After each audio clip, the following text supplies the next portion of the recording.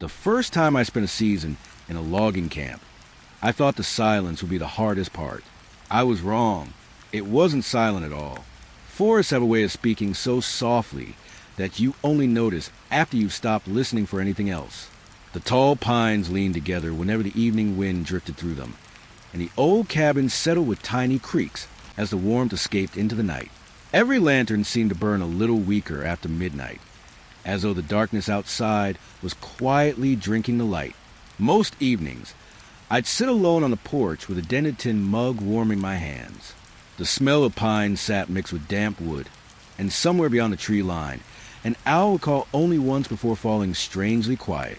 My father used to say that a forest always warns you before it shows you something you were never meant to see. Back then, I laughed whenever he said it. I don't laugh anymore, because after enough nights in those camps, I began noticing little things that nobody else seemed willing to mention. Fresh boot prints leading into places no one worked anymore. Lanterns swinging even when the air was perfectly still. Empty bunkhouses where someone always seemed to be breathing just beyond the doorway. The old loggers had stories for every strange sound, every missing tool, every abandoned trail. I thought they were only trying to scare the new guy. Then one cold evening, as the last light slipped behind the trees, I looked toward the abandoned loading road, and that's when I saw it. The road into Cedar Ridge narrowed until it looked less like a road and more like a memory that the forest had forgotten to erase. It was late October, just before sunset, and the last of the day's light rested on the tops of pines while the camp below had already slipped into evening. The truck carrying my gear rattled over loose gravel before stopping beside a row of weathered cabins. Somewhere far off, an axe struck with one final time, and then the woods settled into a quiet that felt unusually complete. I climbed down with my duffel over one shoulder. The cool breeze carried the clean smell of fresh pine, and it reminded me of a weekend from my childhood when my father would split firewood behind our old house. He always worked without rushing. Even now, whenever I catch that scent, I find myself expecting to hear him whistle. No one was whistling here. A broad-shouldered foreman handed me a ring of keys without much ceremony. "Old cabin's yours," he said, pointing toward the highest building overlooking a forgotten logging road. "You'll find everything you need." The others exchanged quick glances before returning to their work. I noticed it, but I told myself every camp had its own quiet traditions. The cabin stood a little apart from the others, resting on a small rise where the trees opened just enough to reveal the road disappearing into dark timber. Years of weather had faded the wood to a pale gray. A single lantern hung beside the front door, its glass clean enough to catch the last ribbons of daylight. Inside, everything smelled of dry cedar boards and old blankets warmed by many winters. A cast-iron stove occupied one corner. A narrow bed rested beneath the only window.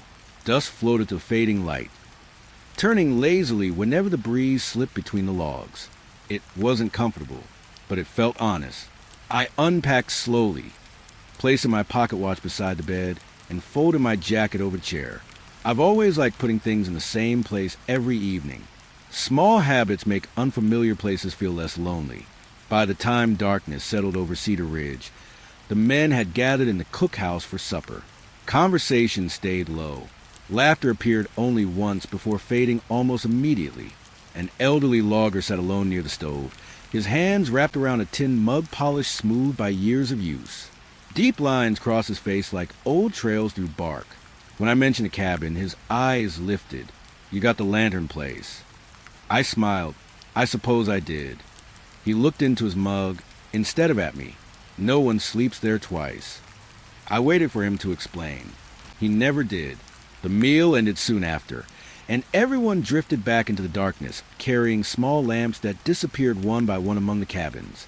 The walk uphill felt longer than before. Leaves rustled somewhere beyond the road, while branches tapped softly against one another overhead. My own breath floated pale in front of me before fading into the night. The lantern beside my door was burning. I frowned. I was almost certain it hadn't been lit earlier. Perhaps someone had done it for me. I opened the door, stepped inside, and reached back to lower the flame until only a thin thread of smoke rose from the wick. Darkness settled around the porch. Satisfied, I latched the door and prepared for bed. The cabin answered with familiar little sounds as the timber adjusted to the colder night. The stove gave off a gentle warmth. Outside, the wind moved through the trees in slow waves that reminded me of distant surf. Sleep began to creep closer. Then a faint glow slipped across the floorboards. At first, I thought it was moonlight, but the moon hadn't risen. I walked to the window. The lantern outside was burning again. Its flame was calm, steady, as though it had never been touched. For several moments, I simply watched it. Then I opened the door, stepped onto the porch, and blew it out once more. The smoke drifted away. As I turned back toward the cabin, I paused. The clean scent of pine that surrounded the hill all evening was gone. Not weaker, gone completely. The night carried no scent at all. That unsettled me more than the lantern. I stood there listening. No insects, no distant voices. Only the empty stretch of the logging road disappearing between black trunks. I returned inside and closed the door behind me. This time I stayed awake in the chair, telling myself there had to be an ordinary explanation. Maybe the lantern's mechanism was faulty. Maybe another worker was playing an old joke on the newcomer. The thought almost comforted me. Almost. Minutes slipped past, perhaps an hour. Then warmth brushed across my face. Not from the stove. From the window. Slowly I looked up. The lantern had lit itself for a third time. Its soft glow rested across the porch exactly as before. Without thinking, I reached for my boots. Then I remembered the old logger's expression. No one sleeps there twice. For reasons I couldn't explain, I left the boots where they were. I remained in the chair until the first hint of gray touched the eastern sky. The flame never flickered. It simply burned. Calm, unmoving. Then, just as the first bird began its morning call somewhere beyond the ridge, the lantern went dark all by itself. Long before the sun reached Cedar Ridge, I found myself awake. I couldn't say whether I had truly slept. My eyes felt rested, but my thoughts had wandered through the night as if they had never settled. The lantern outside had gone dark with the coming dawn, leaving only its empty frame hanging beside the door. I stared at it for a long moment before stepping onto the porch. The morning carried a thin layer of frost across the grass. The forgotten logging road stretched downhill between rows of tall firs, fading into pale blue light. Somewhere in the distance, a raven called once before everything grew quiet again. My stomach reminded me that I had skipped most of supper. One of the men had mentioned a diner a few miles down the mountain road. It opened before the logging crews started work, long before daylight reached the valley. The drive took less than 15 minutes. Mist rested low above the ditches beside the road, and my truck's headlights swept across old mile markers leaning at tired angles. I passed no other vehicles. Then I saw the sign. It hung from two rusted chains above a squat wooden building with a single glowing window. The paint had faded so badly that I could barely read the name. Inside, warmth settled around me almost at once. The smell of fresh coffee mixed with burnt sugar drifted through the room, reminding me of my grandmother's kitchen whenever her caramel pies stayed in the oven a little too long. She always laughed when she burned the edges. For a moment, that memory made the place feel ordinary. There were 6 customers sitting at the counter. Every one of them wore heavy logging jackets, their sleeves marked with old patches from companies I didn't recognize. Their boots were caked with dark mud that had begun drying into crack layers. No one spoke. Only the quiet clink of a spoon against a mug broke the silence. A waitress looked up from behind the counter and smiled. Morning. Her voice was gentle, almost sleepy. You must be the fellow staying up at Cedar Ridge. I nodded. First night. She poured a cup before I even ordered. The coffee was hot enough to warm my hands through the ceramic mug. Outside, dawn was beginning to brighten the sky. But the windows reflected more of the room than the world beyond it. One of the loggers slowly stood, without looking at anyone. He buttoned his coat and walked toward the door. His muddy boots left clear prints across the worn wooden floor. The bell above the entrance gave a soft ring as he stepped outside. I watched him disappear into the gray morning. Then I looked back down. The footprints stopped halfway to the door. Not faded, not smudged, simply gone. The floor beyond them was perfectly clean. I blinked. Perhaps I hadn't noticed where they ended. Another man finished his drink and followed. Again, muddy prints stretched behind him. Again, they disappeared before reaching the entrance. This time I leaned forward. The waitress continued wiping the counter as though nothing unusual had happened. "You've got clean floors," I said carefully. She smiled without raising her eyes. "We try." I almost mentioned the footprints. Instead, I wrapped both hands around my mug. The warmth felt reassuring. Across the room, an old clock ticked with slow confidence. One by one, the remaining customers left. Each pair of boots marked the floor. Each trail ended in the same place. Soon only the waitress and I remained. She refilled my cup before I asked. "You settling in all right?" she asked. "I think so." A small pause settled between us. "The cabin's older than I expected." She nodded once. "They usually are." There was something strange about the way she chose her words. Not dishonest. Just careful. I reached for my wallet. As I did, I caught sight of the empty stools beside me. The mugs sitting there were still warm enough to release thin curls of steam. Yet I couldn't remember hearing chairs move when the men had stood. That thought lingered longer than it should have. The waitress finally looked toward the entrance. Her expression softened. "Oh," she said pleasantly. "Good morning." I turned instinctively. The door remained closed. No bell rang. No footsteps crossed the floor. The diner stood empty behind me. When I faced her again, she was smiling at a place just over my shoulder. "As always," she continued quietly, "you're right on time." A chill worked its way across the back of my neck. Very slowly, I glanced behind me once more. Nothing, only the front door, the pale morning beyond its glass, the empty road. I laughed under my breath, more from nerves and amusement. I think someone missed their breakfast. She looked at me with genuine confusion. "Didn't you bring your partner?" For a moment, neither of us spoke. Then she frowned ever so slightly, as though she had noticed something that shouldn't have been there, or perhaps something that should. I paid for my coffee and thanked her. She wished me a safe drive back to camp. Outside, the cold morning air met my face, carrying the faint scent of damp earth in the forest beyond the road. I looked down before climbing into the truck. My own boot prints stretched across the thin frost toward the diner door. They reached the entrance, every single one of them. I climbed into the truck without looking back. As I started the engine, the bell above the diner's door gave one quiet ring. No one came out. No one went in. The sound faded into the waking forest, and the silence that followed felt just a little too complete. The third morning at Cedar Ridge began beneath a sky the color of worn paper. A light breeze moved through the trees, carrying loose needles across the logging road. The foreman asked me to haul a crate of spare chains and fuel cans to a crew working several miles east. It was simple work, the kind that gave a man too much time to think. After the strange night with a lantern and the quiet diner before sunrise, I found myself watching the forest more than the road. That wasn't like me. My father used to say that a person who spends all day looking over one's shoulder will miss what's waiting ahead. He believed the woods deserved respect, not suspicion. I tried to remember that. The truck rolled over shallow ruts until the road narrowed into little more than two worn tracks between towering pines. Around noon, I pulled over beside a small creek to stretch my legs. The engine clicked softly as it cooled behind me. The creek wasn't wide. Clear water slipped over smooth pebbles, carrying bright leaves downstream.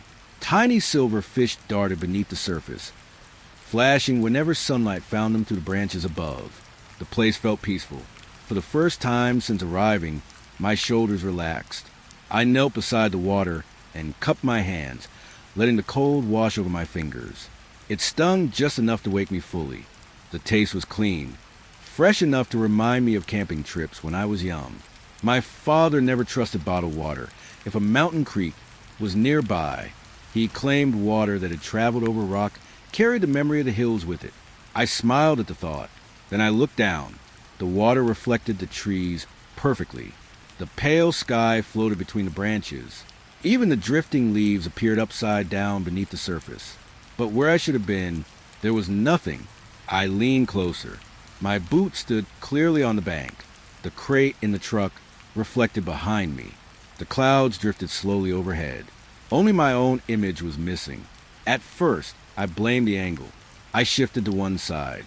Nothing changed. I moved the other way. Still nothing. The fish swimming below scattered all at once, as if something had stepped into the creek. Yet the water around my hands remained perfectly calm. A faint breeze touched the branches overhead. The reflection of the trees rippled gently. Everything in the creek moved exactly as it should. Everything except me. I stood and took a slow breath. There has to be a reason, I whispered. Hearing my own voice helped. It always had. I picked up a small stick and tossed it into the current. The splash spread across the surface in neat circles. For one brief instant, I thought I saw the outline of a man. Not clearly, only a darker shape where my reflection should have been. Before I could focus on it, the ripples carried it away. I rubbed the back of my neck. Perhaps I was simply tired. 3 restless nights could make anyone notice things that weren't there. That explanation felt sensible enough. Until I stepped closer again, the water remained empty. Behind me, a woodpecker tapped somewhere deep among the trees. The sound echoed only a few times before stopping altogether. The silence afterward seemed much larger than before. I remembered something my father had told me when I was 12. We had crossed a narrow stream during a hunting trip. He stopped halfway across and rested one hand on my shoulder. Never stay long beside moving water if it starts feeling interested in you. I laughed back then. What does that even mean? He smiled without answering. Years later, I wished I had asked again. I crouched once more. The creek flowed steadily past my boots. Tiny fish returned one by one, weaving through the stones beneath the surface. Whenever they reached the place where my reflection should have been, they darted away, every single one, as though an unseen shape occupied the water. My heartbeat slowed instead of quickening. That surprised me. Fear doesn't always arrive like a shout. Sometimes it settles quietly, asking you to notice one impossible thing after another until you stop arguing with it. A leaf drifted toward the empty place. It caught for the smallest moment, not against a rock, not on a branch, against nothing I could see. Then it slipped free and continued downstream. I took one careful step backward. The unseen place beneath the water remained exactly where it had been, waiting. The breeze carried the smell of damp moss from farther along the bank. It mixed with the faint scent of old bark warming beneath the afternoon sun. Everything beyond the creek felt wonderfully ordinary. That made the water seem even stranger. I told myself it was time to leave. The crew would be waiting for their supplies. There was no reason to stand there any longer. Yet I hesitated. Part of me wanted one last look. Another part remembered the warning my father had never fully explained. This time, I listened to him. I turned away before my curiosity could change my mind. As I climbed into the truck, I caught movement from the corner of my eye, not in front of me, in the side mirror. The creek was visible between the trees. Its surface shone like polished glass beneath the afternoon light, and standing in the middle of that reflection was a man.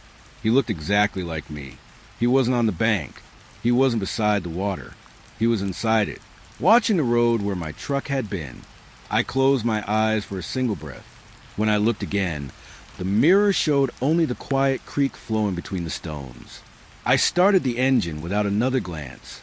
For the rest of the drive, I kept hearing my father's voice. Never trust moving water that watches back. By the time I reached the logging crew, I had almost convinced myself it was only exhaustion. Almost, because when I stepped out of the truck, my clothes were dry, but the bottoms of my boots left faint, wet prints across the dusty ground. The 4th afternoon arrived with clear skies and a quiet warmth that almost made the forest feel welcoming.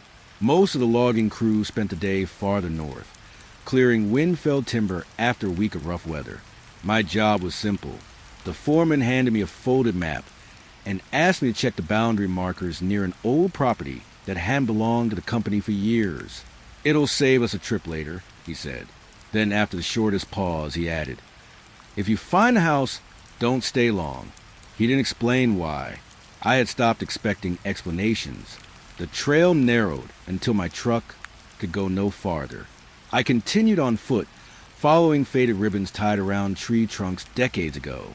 Fallen leaves softened each step, and the afternoon sun slipped through the branches in long strips of golden light. The deeper I walked, the quieter everything became. Not empty, just careful. After nearly half an hour, I saw it. A small cabin rested in a clearing surrounded by towering cedar trees. Time had pulled at every board.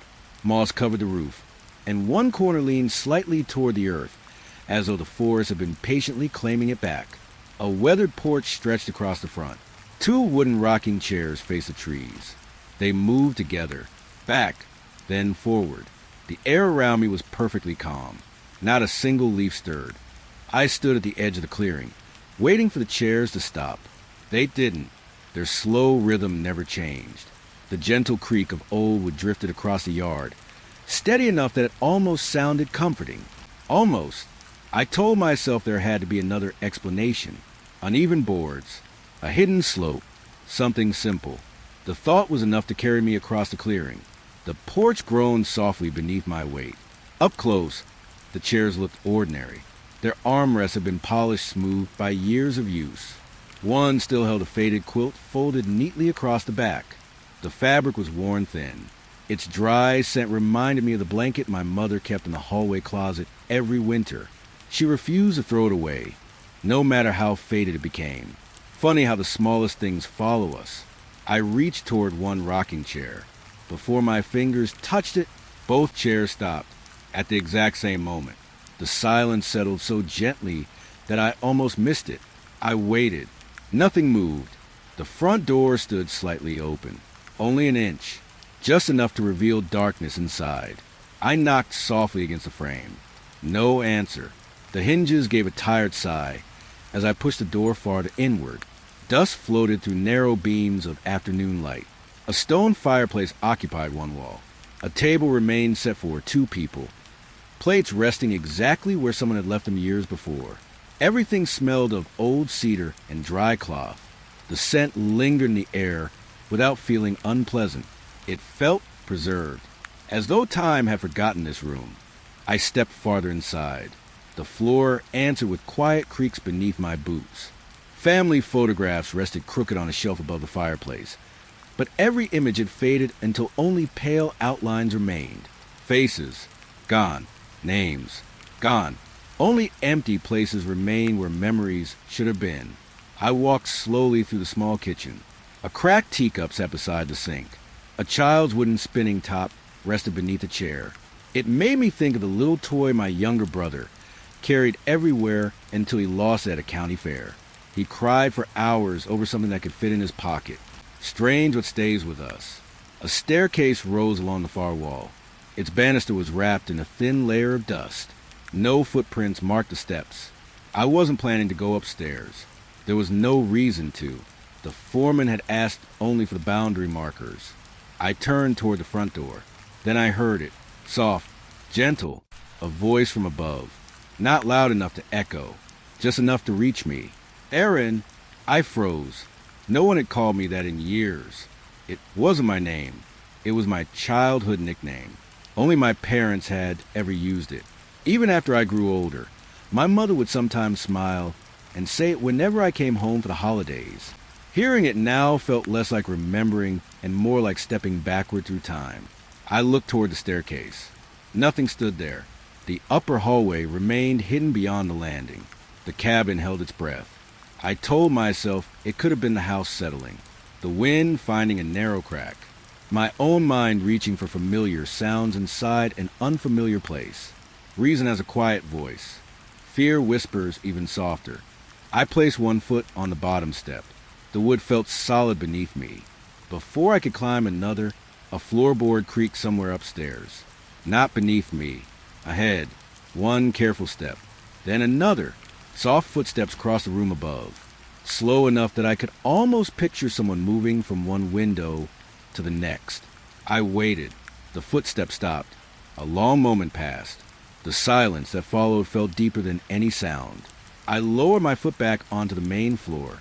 For reasons I couldn't explain, climbing those stairs no longer seemed important. Some questions asked too much. I walked carefully toward the front door. without taking my eyes off the staircase. Sunlight welcomed me back onto the porch.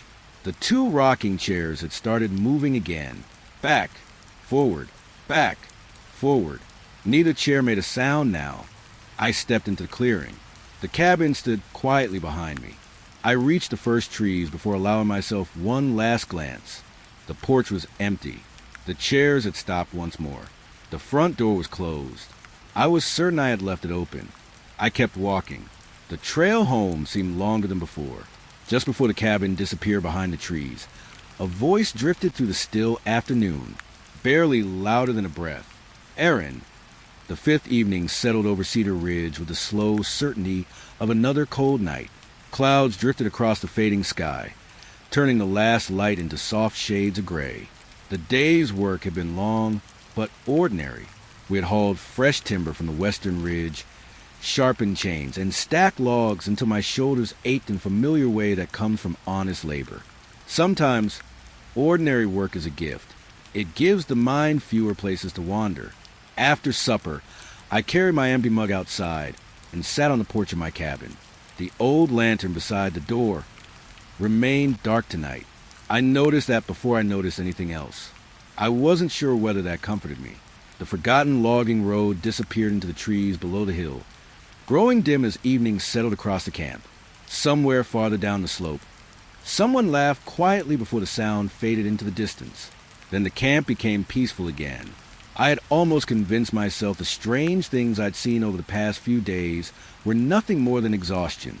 The lantern, the diner, the creek, the abandoned cabin. Each one felt less certain after a full day's work. Memory has a way of softening sharp edges. That was when I noticed the bell. It stood near the edge of camp where the tree line began. A thick rope hung from the arm of an old wooden frame, holding a rusted dinner bell beneath the broad branches of a dead oak. Every other tree nearby carried healthy green needles. Only that oak stood bare. Its branches reached upward like weathered hands. I couldn't remember seeing it before. Perhaps I had walked past it without paying attention. Curiosity has led more people into trouble than fear ever has. I crossed the clearing slowly. The grass grew thinner near the tree, giving way to dry patches of earth.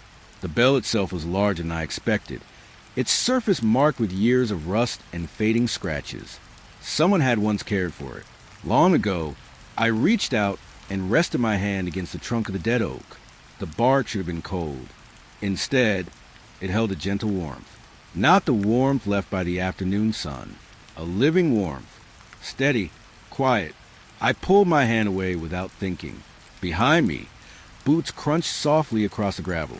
The oldest foreman approached at an easy pace, carrying a small lantern that painted warm circles across the ground. His face looked even older in the fading light. He stopped several steps away. "You found the bell." "I suppose I did."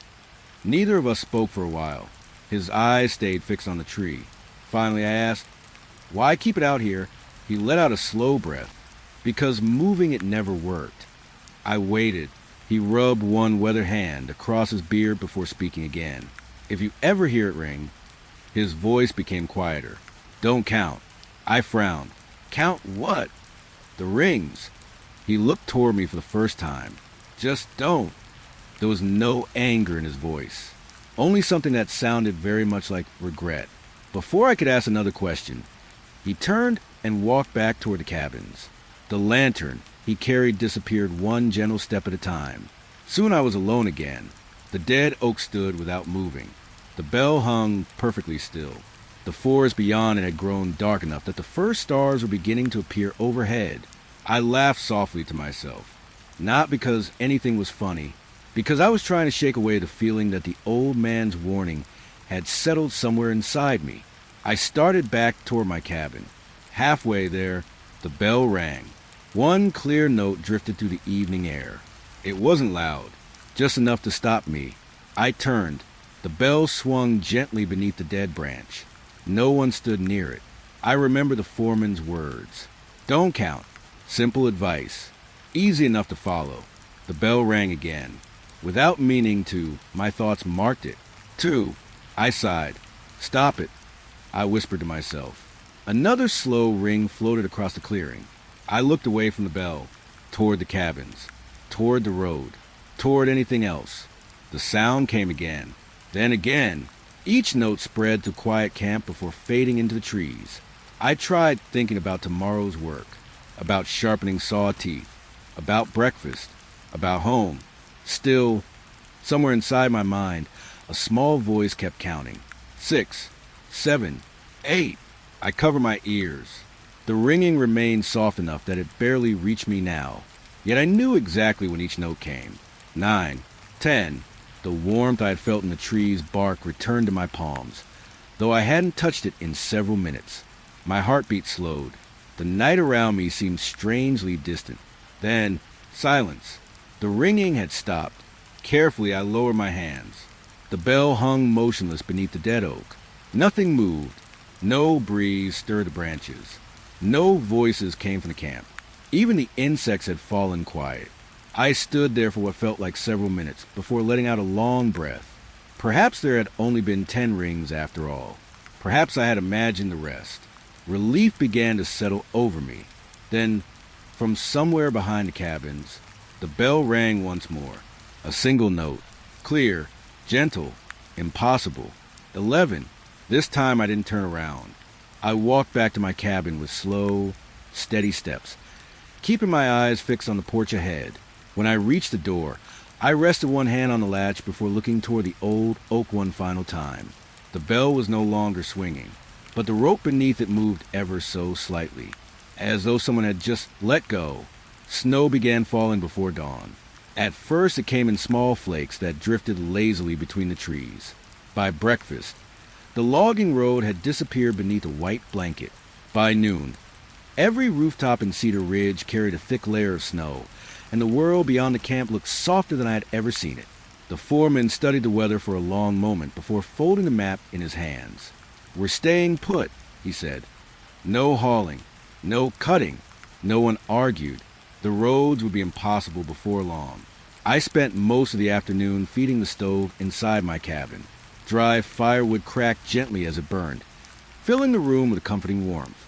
Every so often, I wiped the frost on the window and watched the snow drift past. It reminded me of school days when storms kept us home. My mother would bake bread while my father shoveled the driveway, and I would sit near the window pretending the whole world had disappeared beyond the falling snow. Back then, storms felt safe. This one didn't. By late afternoon, the snowfall finally eased. The camp looked untouched. Cabins stood quietly beneath heavy roofs of white, and a forgotten logging road curved downhill like a pale ribbon disappearing into the forest. I pulled on my coat and stepped outside. The cold carried the clean scent of winter. At least it should have. Instead, something sharp reached me first. Motor oil. Fresh, as though someone nearby had just shut off a truck engine. I frowned. Every vehicle in camp had been parked since morning. The smell lingered only a moment before the breeze carried it away. I followed the road downhill, mostly to stretch my legs. Snow crunched beneath my boots with that crisp sound only fresh snowfall makes. My own footprints stretched behind me in a neat line. Halfway to the bend, I stopped. Another set of tracks crossed the road. They were fresh, deep tire tracks, wide enough for one of the heavy logging trucks. I looked toward the camp. Every truck remained parked exactly where it had been all day. No engines, no drivers. No fresh snow had fallen over these tracks, which meant they couldn't be old. Curiosity pulled me farther down the road. The tire marks continued to the trees, leaving perfect impressions in the untouched snow. The pattern looked ordinary, until I noticed something that made me stop again. There were no tracks leading onto the road, only the ones already on it, as if the truck had appeared in the middle of the forest. I laughed quietly under my breath. There has to be another road. The words sounded less convincing once they were spoken aloud. I followed the tracks around the next bend. They curved gently through the pines, then around another, then another. The forest grew strangely familiar. A broken stump, a leaning cedar, a large boulder split cleanly down the middle. I had seen all three before, only minutes earlier. I slowed. The tracks weren't wandering through the woods. They were circling the camp, round and round, without ever leaving. When I reached the cabins again, My own footprints ended where I had first stepped onto the road. The tire tracks crossed them neatly. Fresh, the truck stood untouched. Each one carried a smooth layer of snow across its hood. None had been started. I walked to the nearest vehicle and rested my glove against the engine cover. Cold, completely cold. The scent of motor oil drifted past again. Stronger this time. I looked toward the garage. Its doors remained shut. Nothing moved. The camp felt oddly empty, though I knew the others were inside, escaping the weather.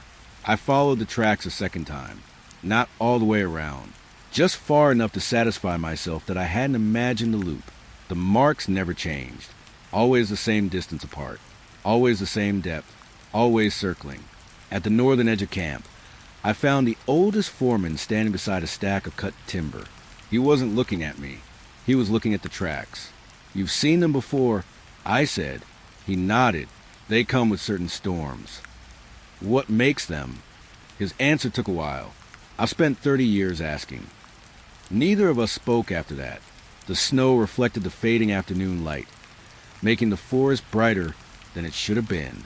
The tracks continued their quiet circle beside us. I crouched near one of them. The edges were sharp, freshly pressed. I brushed away loose snow with my glove. The rubber tread pattern looked clear enough to identify, except halfway through the impression, it changed. The grooves became smooth, then rough again, then smooth once more.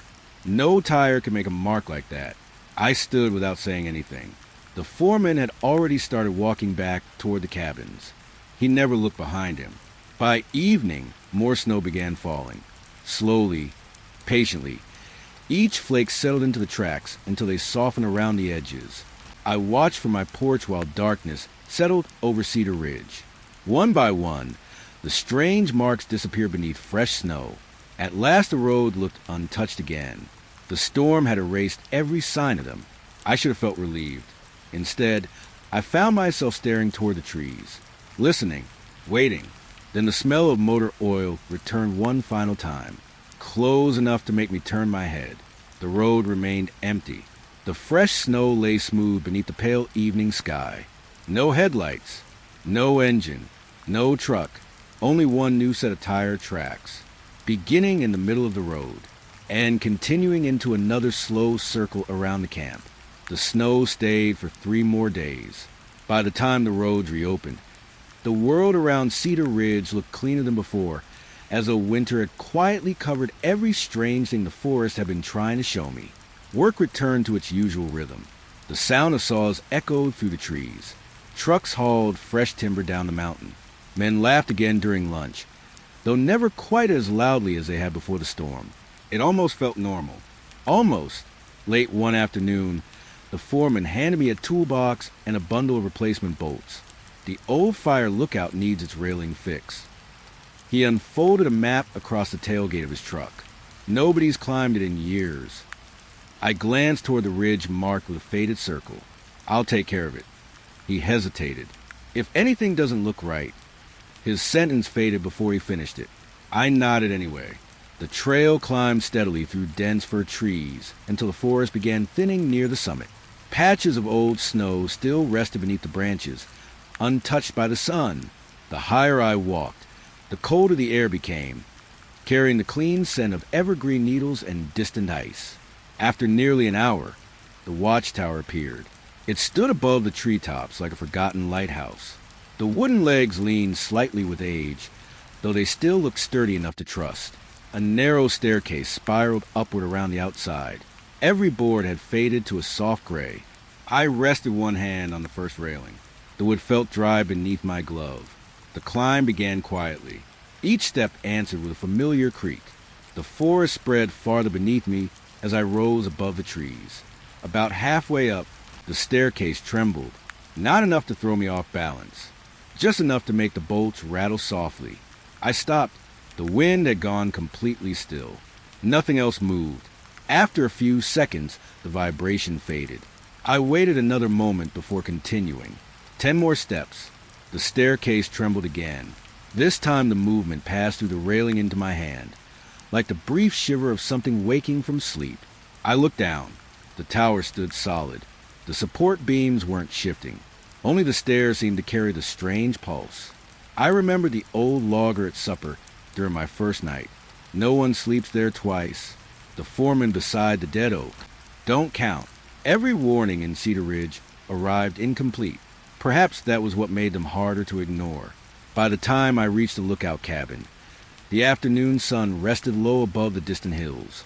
Glass windows wrapped around the small room, offering a view in every direction.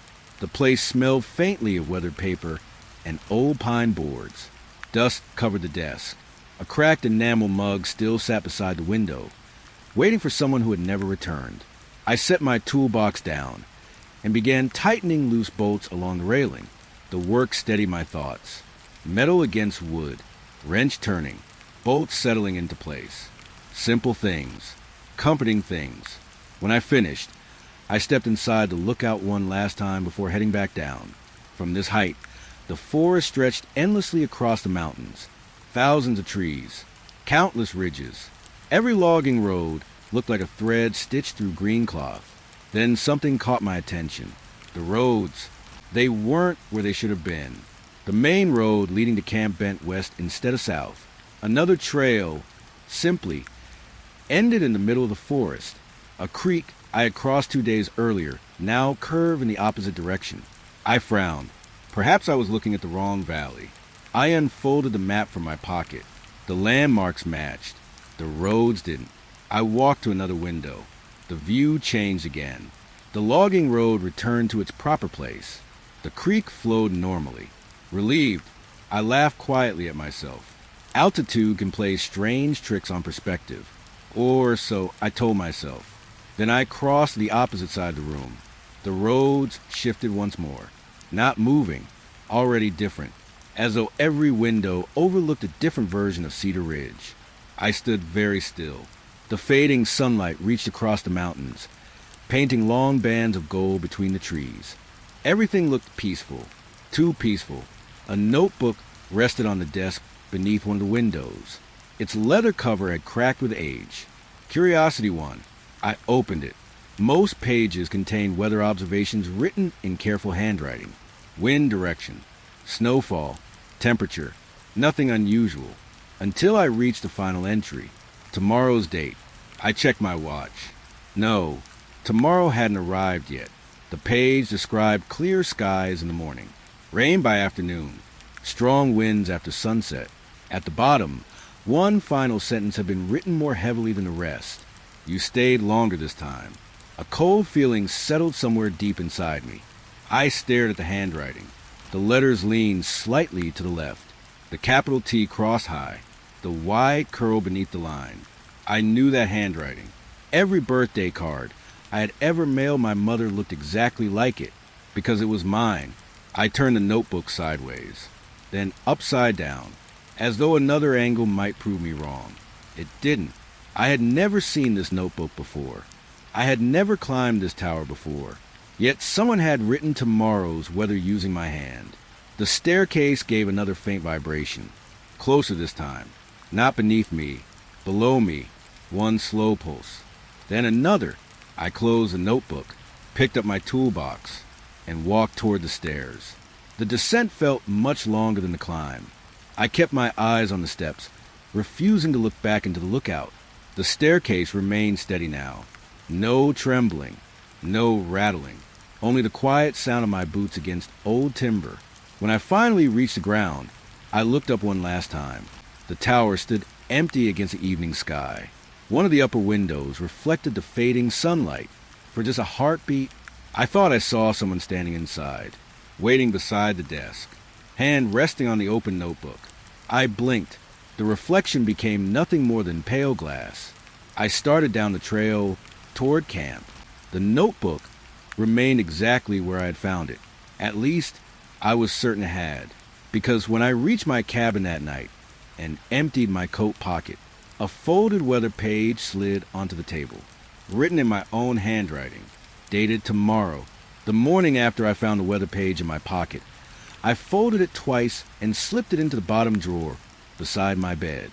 I told myself I would look at it again after work. I never did. Some things become heavier the longer you stare at them.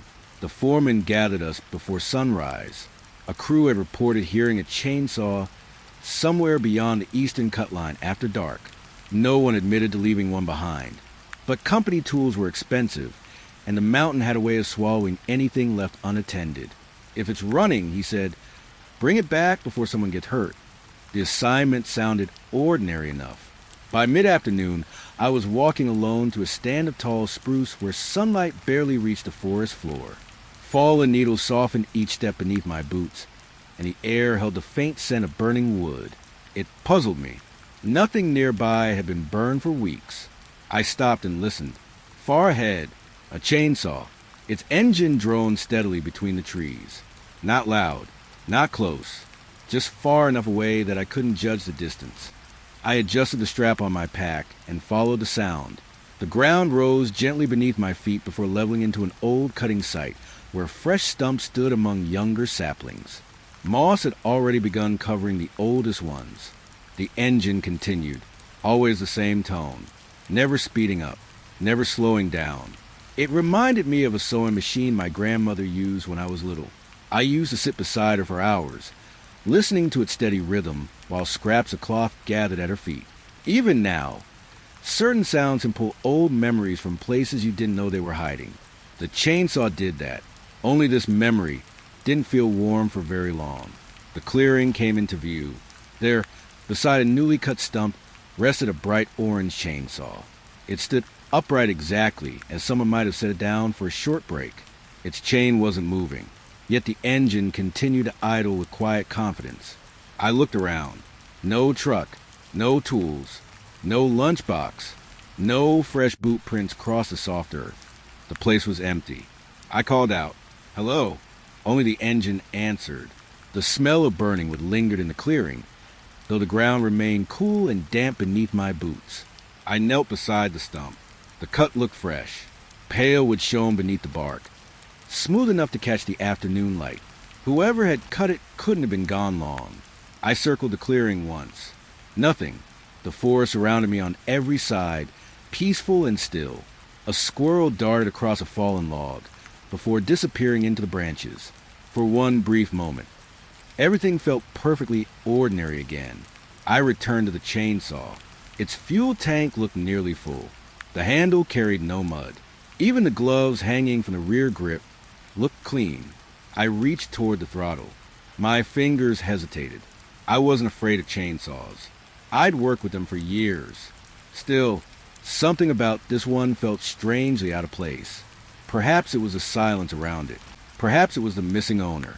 Or perhaps it was simply the memory of every warning Cedar Ridge had already given me. I wrapped my hand around the front handle. The instant my glove touched the rubber grip, the engine stopped. Not slowly, not as if it had run out of fuel. It simply ceased. The clearing became so quiet that I could hear a single drop of water fall from a branch overhead. I stayed exactly where I was, waiting, listening. Nothing happened. No footsteps approached. No voice called through the trees. Only the breeze returned at last, moving gently through the high branches. I lifted the chainsaw. It felt heavier than it should have, as though the machine had been resting there for much longer than a single afternoon. I carried it toward the trail. After only a dozen steps, I glanced back. The fresh stump remained alone in the clearing. Something about it bothered me. I couldn't decide what. Then I realized the tree should have been lying nearby. A stump never appears by itself. I turned in a slow circle. No fallen trunk, no branches, nothing. Only the smooth stump standing in the middle of the clearing. The smell of burning wood had vanished. In its place came the cool scent of damp leaves after a long morning rain, though the sky above remained perfectly dry. I tightened my grip on the chainsaw and continued walking. The forest seemed different now. Not darker, only quieter. The kind of quiet that makes even your own breathing sound unfamiliar. Halfway back to camp, I crossed a narrow rise where I could see the clearing one final time through the trees. The stump was still visible. So was the place where the chainsaw had rested. For a heartbeat, I thought I saw someone standing beside it. A tall figure, motionless, too far away for details. I blinked. The figure was gone. Only the stump remained. By the time I reached Cedar Ridge, evening had settled over the cabins. The foreman looked relieved when he saw the saw resting on my shoulder. Found it. I nodded, running by itself. He accepted the tool without surprise, almost as though he had expected that answer. He checked the fuel cap, pulled the starter cord once, twice, 3 times. Nothing. "It won't start," he murmured. It stopped the moment I touched it. He looked at me for a long second before carrying it toward the equipment shed. No questions, no explanation. That night, after supper, I stood outside my cabin watching the last light fade beyond the pines. The equipment shed sat at the far end of camp. Its doors were closed. A lock hung across the handles. I started toward my porch. Then I heard it, soft, steady, from inside the lock shed. A chainsaw idling, exactly the same as before. I didn't walk closer. I remained where I was until the sound faded on its own. When I finally went inside, I closed the cabin door quietly behind me. The engine never started again. At least, not while anyone was looking. Morning arrived beneath a sky the color of pale ash. A light drizzle had passed the mountains before dawn, leaving tiny drops of water clinging to every branch.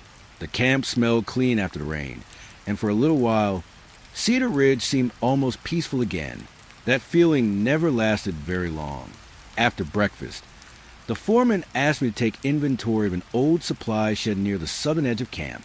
A new shipment of tools was expected the following week, and someone needed to see what could still be salvaged.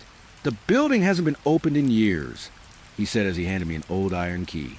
"If it sticks, don't force it." I smiled. I've dealt with stubborn doors before. He almost returned the smile. Almost. The shed stood alone beyond the last row of cabins, tucked beneath a stand of towering hemlocks. Moss climbed the lower walls, and vines wrapped themselves around one corner of the roof. The single window had become cloudy with age, allowing only a faint wash of daylight inside. The lock resisted at first. Then, with a tired click, it gave way. The door opened slowly. Cool air drifted out to meet me. It carried the warm scent of old candle wax mixed with dry timber that had rested untouched for decades. I stood quietly for a moment, letting my eyes adjust. Shelves lined both walls from floor to ceiling. Boxes, coils of rope, rusted lantern hooks, bent saw blades. Everything wore a thick blanket of dust. Everything except one thing. A narrow path stretched from the doorway to the far wall. Perfectly clean, not swept, not recently disturbed. Simply untouched by dust. I stared at it longer than I meant to. The rest of the floor looked as though no one had entered for years. Yet this single path remained as clean as polished wood. I crouched beside it. My fingertips brushed the dusty boards outside the path, leaving a clear mark. Inside the path, nothing clung to my glove. The boards felt smooth, almost warm. I stood again. Perhaps someone had walked through recently, though if they had, there should have been footprints. There weren't. The path waited in complete silence, straight as a ruler, leading toward the back of the shed. I remembered something my father used to do whenever we explored abandoned places together. He would never walk the obvious route first. "Take your time," he'd say. The safest answer isn't always the first one you see. Thinking of him steadied me. Instead of following the clean boards, I moved slowly along the dusty edge, checking shelves and opening old crates. Most held exactly what I expected. Bent nails, weathered gloves, empty lantern oil cans. Nothing unusual. Near the center of the room, I found a cracked candle resting on a wooden crate. Its wick had burned halfway down years ago. The faint smell of wax still lingered around it, as though someone had extinguished it only yesterday. I picked it up. The surface crumbled slightly beneath my thumb. Very old, very ordinary. I set it back where I found it. The clean path continued toward the rear wall. No matter where I stood, my eyes kept returning to it. Curiosity has a quiet way of wearing down good judgment. Eventually, I followed it. Each step sounded softer than I expected. The boards beneath my boots gave no creaks, no groans, only a muted thump, almost as though something beneath the floor was absorbing the sound. The path ended beside a large wooden crate. It stood nearly chest-high, reinforced with black iron straps darkened by age. A faded shipping label had peeled away long ago. No markings remained, only the crate, waiting. I walked around it once. Dust covered every side except the front. There, someone had wiped the wood clean, not recently. Long enough ago that the grain had faded differently from the rest. An old padlock hung from the latch. Rust had sealed it shut. I reached out. The metal felt colder than the surrounding air. I wasn't planning to open it. There was no reason to. The inventory could wait. I had seen enough. Then, 3 soft knocks came from inside the crate. Tap, tap, tap. I held my breath. The sound hadn't been loud. It carried the gentle rhythm of fingertips against wood. Nothing more. I waited. The room remained silent. A single drop of rain slipped from the roof outside. I told myself the wood had shifted. Old buildings make strange noises. Everyone knows that. I turned toward the door. Before I had taken 2 steps, tap, tap, tap. The same pattern. The same quiet strength. This time there could be no mistake. It had come from inside the crate.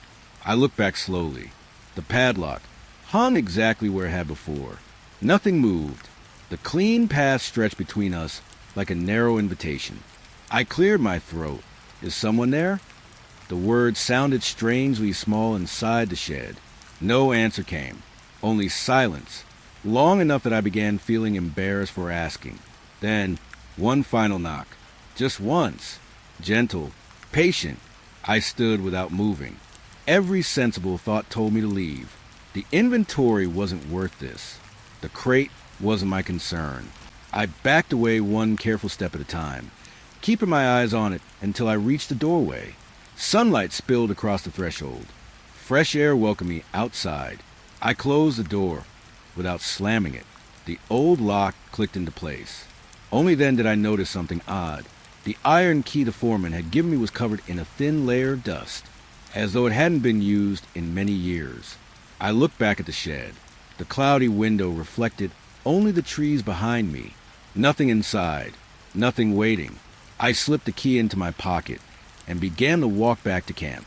Halfway there, I reached inside my jacket for my notebook. My fingers brushed against something else. A small piece of cracked candle wax. I was certain I had left the candle exactly where it was. I didn't take the wax out. I simply closed my pocket again and kept walking, listening to the quiet woods behind me. The knocking never followed. But for the rest of that day, every time I rested my hand against my jacket, the piece of wax felt just a little warmer than before. The morning began with a clear sky. After nearly a week of clouds and snow, the sunlight reached every corner of Cedar Ridge. The camp looked brighter than it had since my arrival. Men repaired fences, sharpened saw blades, and joked with one another while loading trucks. Even the old foreman seemed a little less burdened. For a while, I almost forgot about the lantern, the diner, the creek, the watchtower, the lock crate. The forest has a quiet way of giving you hope just before it asks for something else. Just after lunch, the foreman unfolded a worn map across the hood of his truck. We've had reports of deer avoiding the eastern boundary. He traced a finger toward a small clearing. See if anything's blocking the trails. Tracks. He shrugged. Maybe. The assignment sounded ordinary. Animals change their paths all the time. I packed a canteen and started east. The trail wound through tall spruce before narrowing into little more than a ribbon between young pines. Sunlight filtered through the branches, laying bright patches across the ground. Every few minutes I found fresh deer tracks pressed neatly into the soil. The animals had been moving in the same direction until they weren't. Half an hour later, the trail ended, not gradually, all at once. Dozens of hoof prints stopped along the edge of a wide clearing. Some turned back. Others veered sharply into thicker brush. None crossed into the open ground. I knelt beside the nearest track. The edges were fresh. The deer hadn't been frightened hours ago. It had happened recently. I stood and looked ahead. The clearing stretched perhaps 50 yards across. Grass covered most of it, though the center looked strangely bare, as if nothing had chosen to grow there for a very long time. The place seemed ordinary, yet every trail avoided it. I stepped forward. The first thing I noticed was the ground. The soil felt softer than it should have, not muddy, not loose. Each step sank just enough to make me aware of it, as though the earth carried a gentle cushion beneath its surface. I looked back. My footprints remained clear behind me. The deer track stopped exactly where mine had begun. The breeze faded. Moments earlier, it had been moving gently through the branches. Now the trees stood perfectly still. I listened. Nothing. No insects. No rustling leaves. No distant axes from the logging crews. The silence settled around the clearing so completely that my own breathing seemed louder than it ought to. I swallowed without thinking. The sound surprised me. It felt as though the clearing had been waiting for any noise at all. I walked a little farther. The center of the open ground came into view. Nothing stood there. No fallen tree. No boulder. No old structure hidden beneath weeds. Only a circle of pale grass surrounding bare earth. The sunlight remained bright overhead. Even so, the clearing looked dimmer than the forest behind it, not darker. Simply less willing to hold the light. I remember a summer afternoon from years ago when my father and I wandered into an abandoned orchard. He had stopped walking without warning. "There are places," he said quietly, "where animals notice something before people ever do." I asked him what they noticed. He only smiled. "If they're smart, they never find out." I wished I had understood him then. A single feather rested near the center of the clearing. White. Perfectly clean. I bent down to pick it up. Before my fingers reached it, a crow called somewhere behind me. One sharp cry. The sound ended almost as quickly as it began. Then the silence returned. The feather remained untouched. For reasons I couldn't explain, I left it where it was. A strange feeling settled over me. Not fear, not exactly. More like the quiet certainty that I had stayed long enough.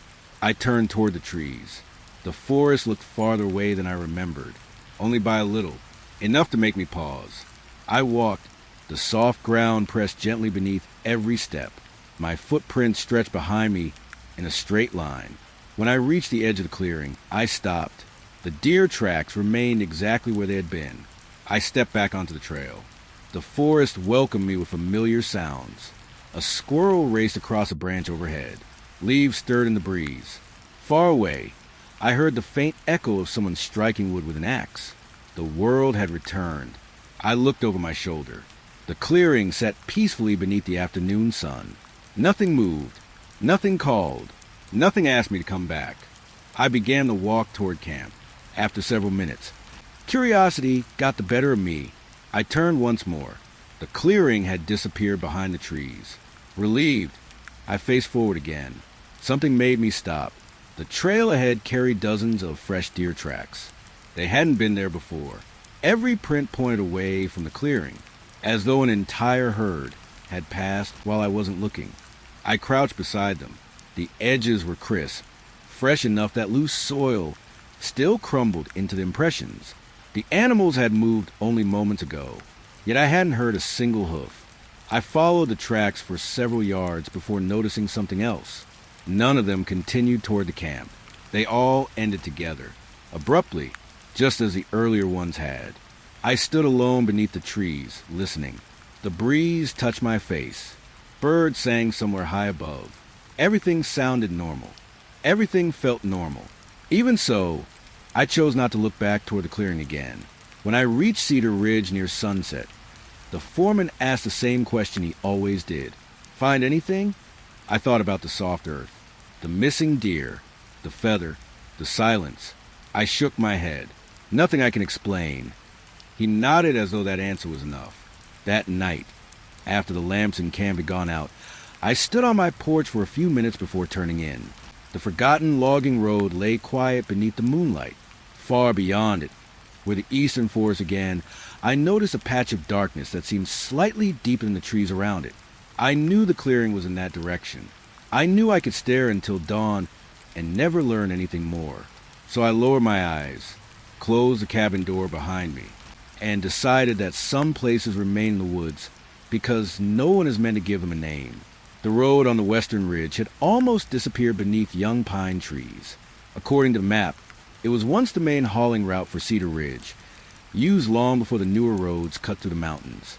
These days, only maintenance crews came this way, and even that was rare.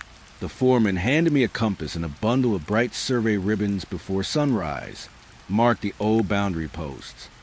He folded the map and slipped it into my hand. If you lose the trail... He stopped for a moment. Come back before dark. I smiled. I always do. His expression didn't change. I know. The morning was cool, and a thin layer of dew rested on the grass. As I walked, the scent of dried wildflowers drifted from patches of brush growing between fallen logs. It reminded me of the little bundles my mother hung in our hallway every autumn. The house always smelled warmer after she did that, even before she lit the stove. Funny how a familiar scent can make you lower your guard. The trail climbed steadily until the forest opened onto a broad hillside. I stopped. Below me sat another logging camp. For a long moment, I simply stared.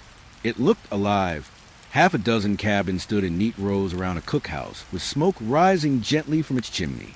Fresh laundry hung between wooden posts, moving lazily in the afternoon breeze.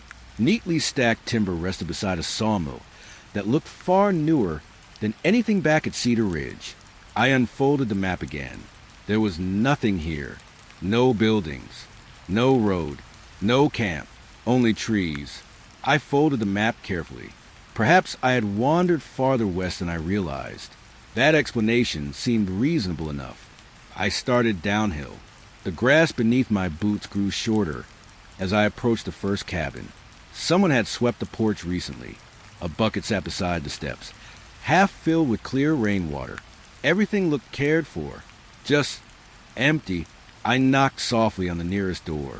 No answer. The door wasn't locked. It opened with only the slightest push. Inside, sunlight spilled across a polished wooden table. A loaf of bread rested beneath a clean cloth. 2 cups waited beside a kettle on the stove. The room smelled faintly of dried flowers. Not old, fresh, as though someone had replaced them only that morning. Hello.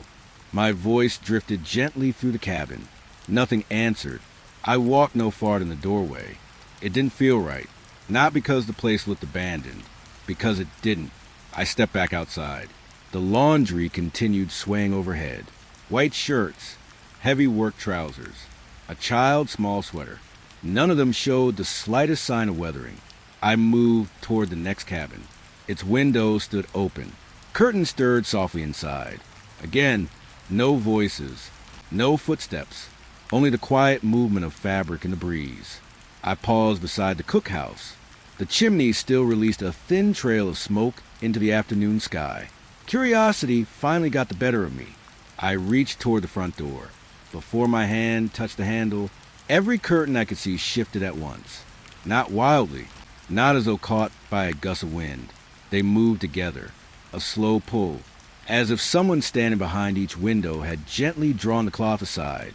Watching, I looked toward the nearest cabin. The curtains settled back into place. Nothing stood behind the glass.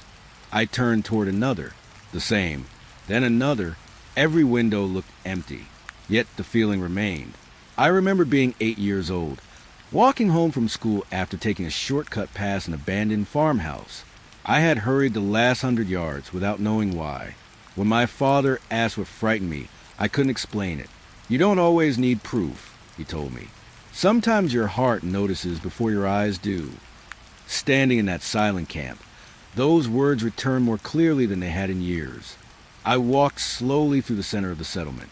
The ground carried no fresh boot prints, no wagon tracks, no signs that anyone had crossed it recently. Yet nothing collected dust. Nothing had begun to decay. A rocking horse rested beneath one porch roof. A newspaper lay folded on another step. An axe leaned neatly against a chopping block. Everything looked paused, not abandoned, waiting. The breeze carried the scent of dried flowers again. Stronger this time. It drifted from somewhere behind the last row of cabins. I followed it around the corner. There was nothing there, only a clothesline stretched between 2 cedar posts. The flowers themselves were gone. The scent lingered anyway. Then I noticed something else. Every cabin door stood slightly open. I was certain they had all been closed when I arrived. Not wide, only an inch or two, just enough to leave a narrow strip of darkness visible inside each one. A quiet unease settled over me. I checked my watch. The afternoon should have been bright. Instead, the light had begun to fade, far earlier than it should have. Without another thought, I started back toward the hillside. The walk felt longer than before. Halfway there, I glanced over my shoulder. The camp remained exactly as I had left it. Laundry drifting gently, smoke rising from the chimney, door standing slightly open. I climbed the last stretch and reached the ridge. Only then did I stop. The valley below was empty. No cabins, no cookhouse, no smoke, only an endless sweep of trees. I looked down at the map. The paper trembled slightly in my hands. The valley matched perfectly. Nothing was missing. Nothing had ever been marked there. I folded the map and began walking toward Cedar Ridge before the light disappeared completely. The forest greeted me with familiar sounds. Branches creaked overhead. A distant stream rolled over smooth stones. Life had returned. When the camp finally came into view, I felt a quiet relief I hadn't expected. That evening, while hanging my coat inside my cabin, something small fell from the sleeve onto the floor. I bent to pick it up. It was a tiny, faded flower, dry enough to crumble between my fingers. The same kind my mother used to hang in our hallway. The same scent lingered for just a moment. Then it was gone. Rain arrived just before sunrise. Not a heavy storm, only a slow, steady drizzle that settled over Cedar Ridge like a blanket. Water slipped from the cabin roofs in quiet streams, and a logging crew spent the morning repairing equipment instead of heading into the woods. I didn't mind. After the strange camp hidden beyond the ridge, staying close to familiar faces felt easier than wandering another forgotten trail. The foreman found me organizing spare chains inside the workshop. Old bunkhouse needs checking. He handed me a crowbar and a small flashlight. Floor started giving way. I'll see what I can do. He hesitated. If you find anything under the boards. His sentence drifted away. Then he simply nodded and walked out into the rain. It seemed everyone at Cedar Ridge had learned to leave their warnings unfinished. The old bunkhouse stood near the edge of camp, empty since newer cabins had been built years before. Rain tapped gently against its roof as I pushed open the swollen front door. The room smelled of aged timber and forgotten paper. Rows of iron bed frames stretched from one end of the building to the other. Thin mattresses remained where they had been left, their blankets folded neatly despite the years. A pale strip of daylight reached through the cloudy windows. Dust floated lazily through it. I walked carefully toward the center of the room. The floor dipped beneath my weight. One board bent lower than the others. There, I knelt and slipped the crowbar beneath its edge. The nails protested with a tired squeal before finally giving way. When I lifted the board aside, a narrow space opened beneath the floor. Something rested there. Not tools, not supplies. Letters, dozens of them, bound together with faded string. The paper had yellowed with age, yet each envelope looked carefully sealed, as though someone had hidden them instead of throwing them away. I picked up the top bundle. A faint scent of copper drifted from the paper. It wasn't strong, just enough to notice, enough to make me wonder how old paper could carry a smell like that. I untied the string. The first letter began simply, "Dear Margaret." The handwriting was neat, steady. The writer described ordinary things. Long days in the woods, cold mornings, a cook who always burned biscuits. I smiled without realizing it. The words felt human, comforting, until the sentence stopped. Not ended. Stopped. The page finished in the middle of a thought. Yesterday, I walked beyond the lower.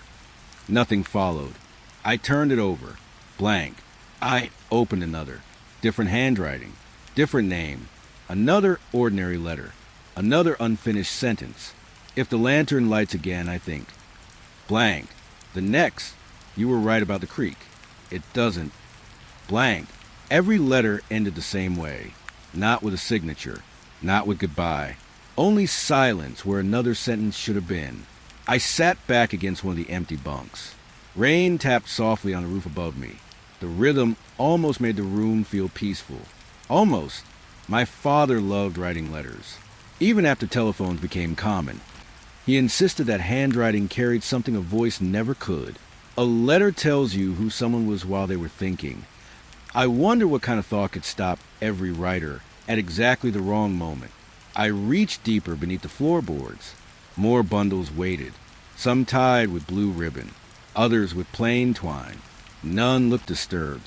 At the very bottom rested a single envelope by itself. No string, no ribbon, only one name written across the front. Mine. I stared at it for a long time. The handwriting wasn't familiar, yet seeing my own name there made the room seem much quieter. Carefully, I opened the envelope. Inside waited a single folded page. I unfolded it slowly. The date sat at the top. Tomorrow, not today's date. Tomorrow's. A cool feeling settled across my shoulders. The message was brief. If you are reading this, you have already found the others. I swallowed. The rain outside seemed farther away now. Please don't look beneath the last board. That was all. No signature. No explanation. Only those two sentences. I looked down. The floor around me remained open where I had removed the loose plank. Beyond it, one final board rested against the wall, older than the rest. Its nails were darker. I knew exactly what the letter meant. For several moments, I simply sat there listening to the rain. Curiosity tugged quietly at my thoughts. It would take less than a minute. Just one more board. Just one look. Then I remembered every warning Cedar Ridge had given me. No one sleeps there twice. Don't count. Come back before dark. Some questions ask too much. Perhaps this was another. I folded the letter carefully and slipped it into my jacket pocket. The other letters went back beneath the floor exactly as I had found them, one bundle at a time. When everything was in place, I lowered the board and pressed it firmly into position. The nails settled with a soft click. The room felt lighter immediately. Perhaps that was only my imagination. Perhaps not. I gathered my tools and stepped outside. The rain had almost stopped. Clouds drifted apart, allowing thin ribbons of afternoon light to reach the camp. As I walked toward my cabin, I reached into my pocket to feel the folded letter again.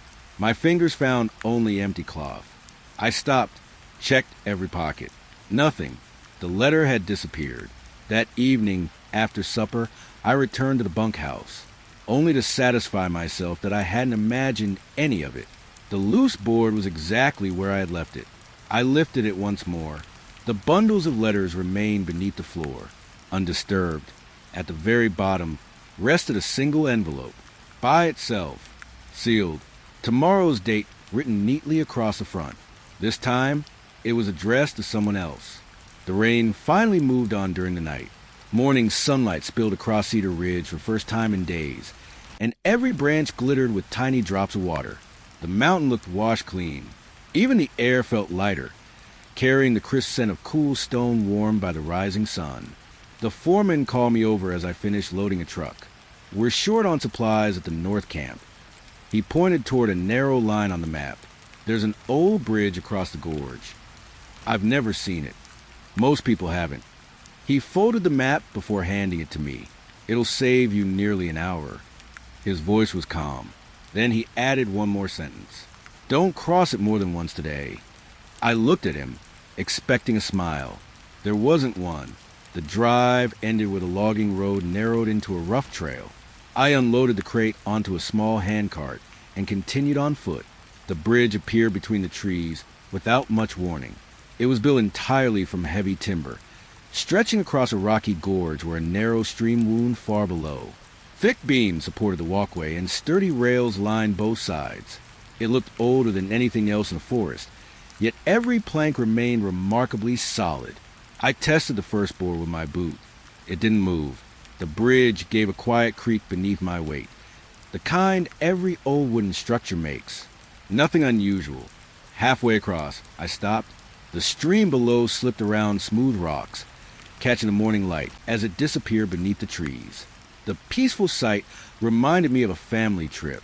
When I was a boy, my father had carried me across a swinging bridge after I became too frightened to finish crossing on my own. You'll remember the view, he had said, not the fear. He was right. I barely remember the bridge, only the feeling of looking down at the water. The memory faded as I reached the opposite side. The North Camp sat only a few minutes farther along the trail. I delivered the supplies, shared a quick cup of coffee with the crew, and began the walk back before noon. The bridge waited exactly where I had left it. Sunlight filtered through the branches. The stream murmured quietly below. Everything looked unchanged. I crossed without stopping. When I reached the other side, something caught my attention. The trail. It curved gently to the left. I frowned. I could have sworn it curved right that morning. Perhaps I simply hadn't noticed. The forest can look different depending on the direction you travel. That explanation satisfied me for almost 5 minutes. Then I passed a cedar tree split cleanly down the middle. I didn't remember seeing it before. A little farther on stood a large boulder covered in bright green moss. That hadn't been there either. I unfolded the map. The landmarks still matched. The trail did not. It wandered through places that weren't marked at all. By the time Cedar Ridge came into view, I had convinced myself I had taken a different path back. Yet the camp looked off, only slightly. The tool shed stood 10 yards farther from the cookhouse than I remembered. The water pump rested beside a different cabin. Even a stack of cut firewood had been arranged in another direction. Nothing was dramatic, just enough to make me stop walking. A young logger waved as I approached. Morning. I looked at the sky. The sun hung well past midday. It's afternoon. He smiled politely. No. He continued carrying his tools without another word. I watched him disappear between the cabins. By supper, everything seemed normal again, or perhaps I had simply grown used to it. The next morning, the foreman handed me another delivery. Same camp. I stared at the map. The bridge again? It's the quickest way.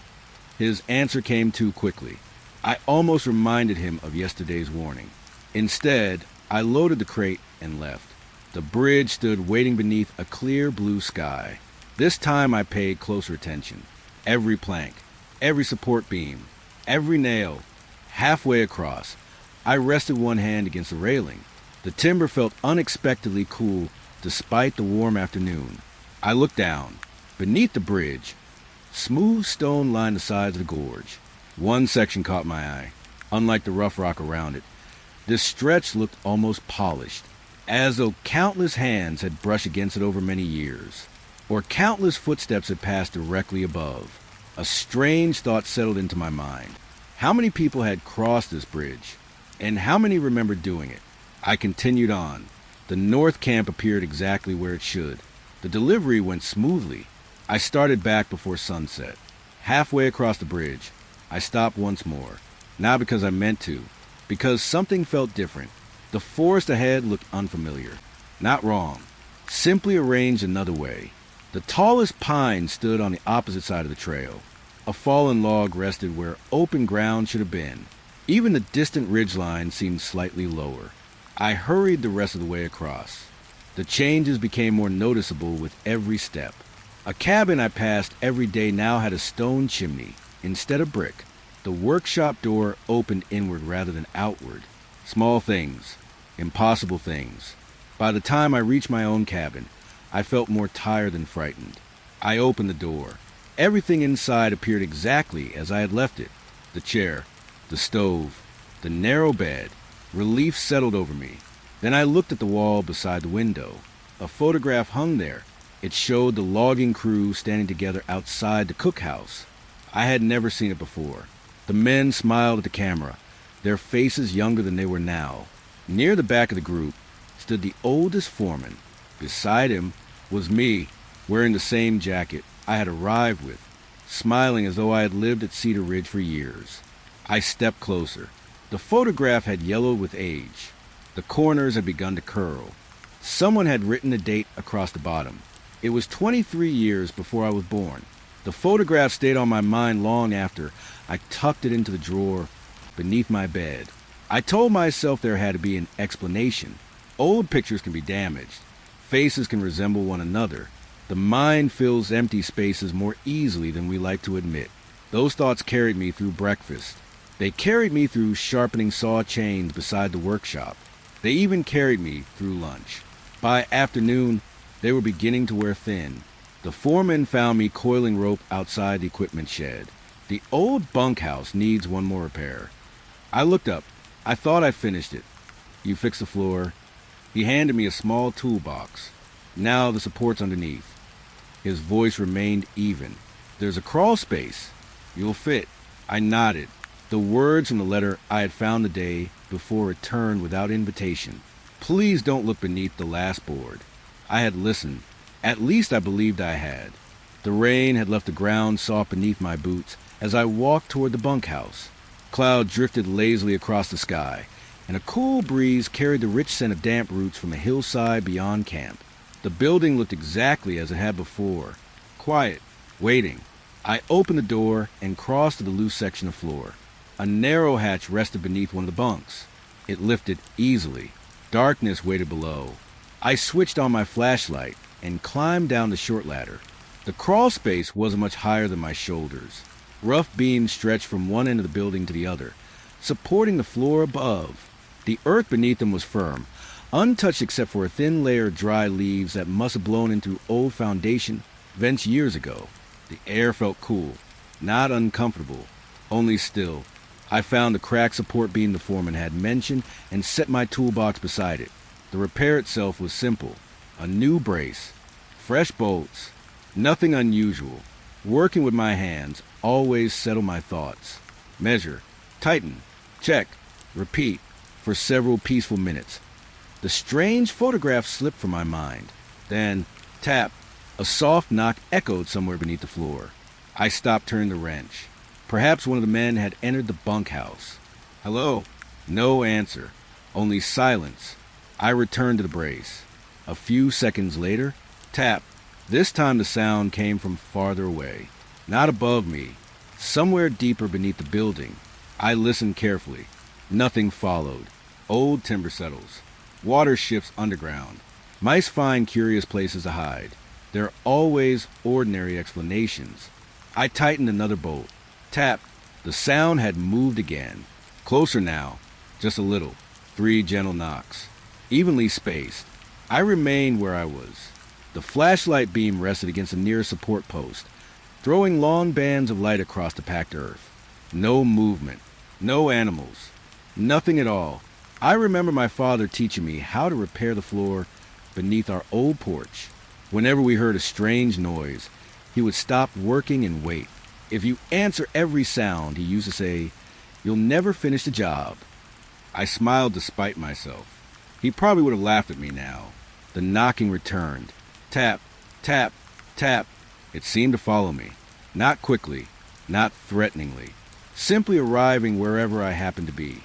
I shifted a few feet to reach another beam. A moment later, 3 more knocks. Directly beneath me. I set the wrench down. Who's there? My voice sounded smaller than I expected. The crawl space absorbed the words before they traveled very far. No reply came. Only the faint smell of damper settled around me. Steady and familiar. I took a slow breath and picked up the wrench again. There was only 1 bolt left. I wasn't leaving a repair unfinished because of a noise I couldn't explain. The final bolt slipped into place. I tightened it carefully. The brace held firm. Satisfied, I gathered my tools. Tap, right behind me. I turned so quickly the flashlight beam swept across every support beneath the bunkhouse. Empty. The earth remained smooth except for my own footprints. Nothing else. The beam caught an old glass marble half buried near one of the posts. Blue, cloudy with age. I crouched and picked it up. It reminded me of the little collection my younger brother kept in a tin box beneath his bed. He refused to play with them because he didn't want to scratch them. Funny what survives the years. I slipped the marble into my pocket. The ladder stood only a few yards away. I walked toward it. Tap, tap, tap. The knocking came again. This time from directly beneath the ladder. I stopped. The flashlight trembled ever so slightly in my hand. The sound didn't repeat. It simply waited. I looked down. Packed earth. Dry leaves. Nothing more. Reason told me to climb out.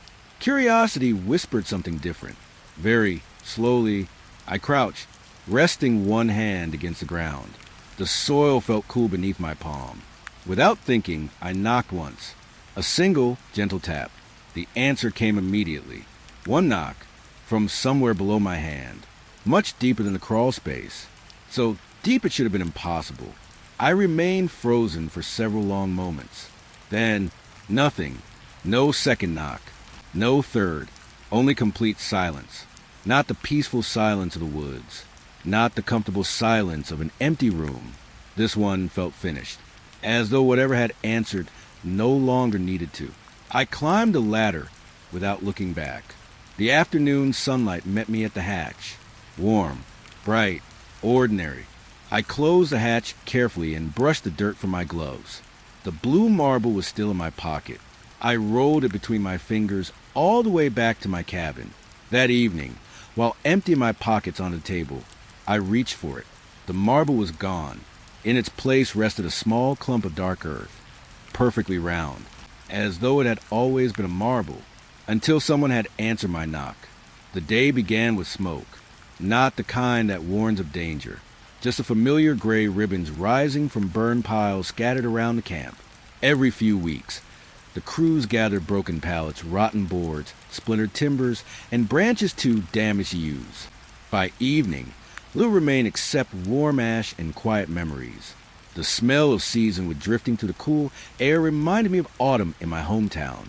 My father always burned the last pile of leaves himself. I would stand beside him with my hands in my pockets, watching tiny sparks rise into the dark until they disappeared among the stars. He used to say that every fire carried away something you no longer needed. I wonder what these fires carried away. Work ended early. The men gathered near the largest burn pile at the edge of camp, while the foreman checked that the flames stayed inside the stone ring. Nobody laughed very much that evening. They spoke in low voices, as though the coming night had already asked them to be quiet. I found a place on an old log a short distance from the fire. The warmth reached my face, gentle enough to chase away the evening chill. Behind me, the forest settled into darkness, one tree at a time. The fire cracked softly. Orange light danced across the cabins. For several peaceful minutes, nothing felt unusual. One of the younger loggers told a story about getting lost during his first week on the job. A few men smiled. The foreman didn't. He kept looking beyond the fire, toward the trees. I followed his gaze. At first, I saw nothing. Then a shape slowly separated itself from the darkness. Someone stood beyond the edge of the firelight, too far away for details. Just a tall figure between the trunks. Motionless, watching. I blinked. The figure remained. The fire shifted, sending a brief shower of glowing embers into the air. When the sparks settled, the shape was still there. I leaned slightly toward the foreman. "Do you know him?" He didn't answer. His eyes never left the trees. Perhaps he hadn't heard me. I tried again. "There's someone out there." This time he spoke. "I know." Only 2 words. Quiet. Certain. I waited for him to stand, to call out, to ask who was there. He did none of those things. Instead, he added another log to fire. The flames climbed a little higher.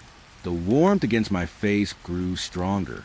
Yet the night beyond the circle of light somehow seemed colder than before.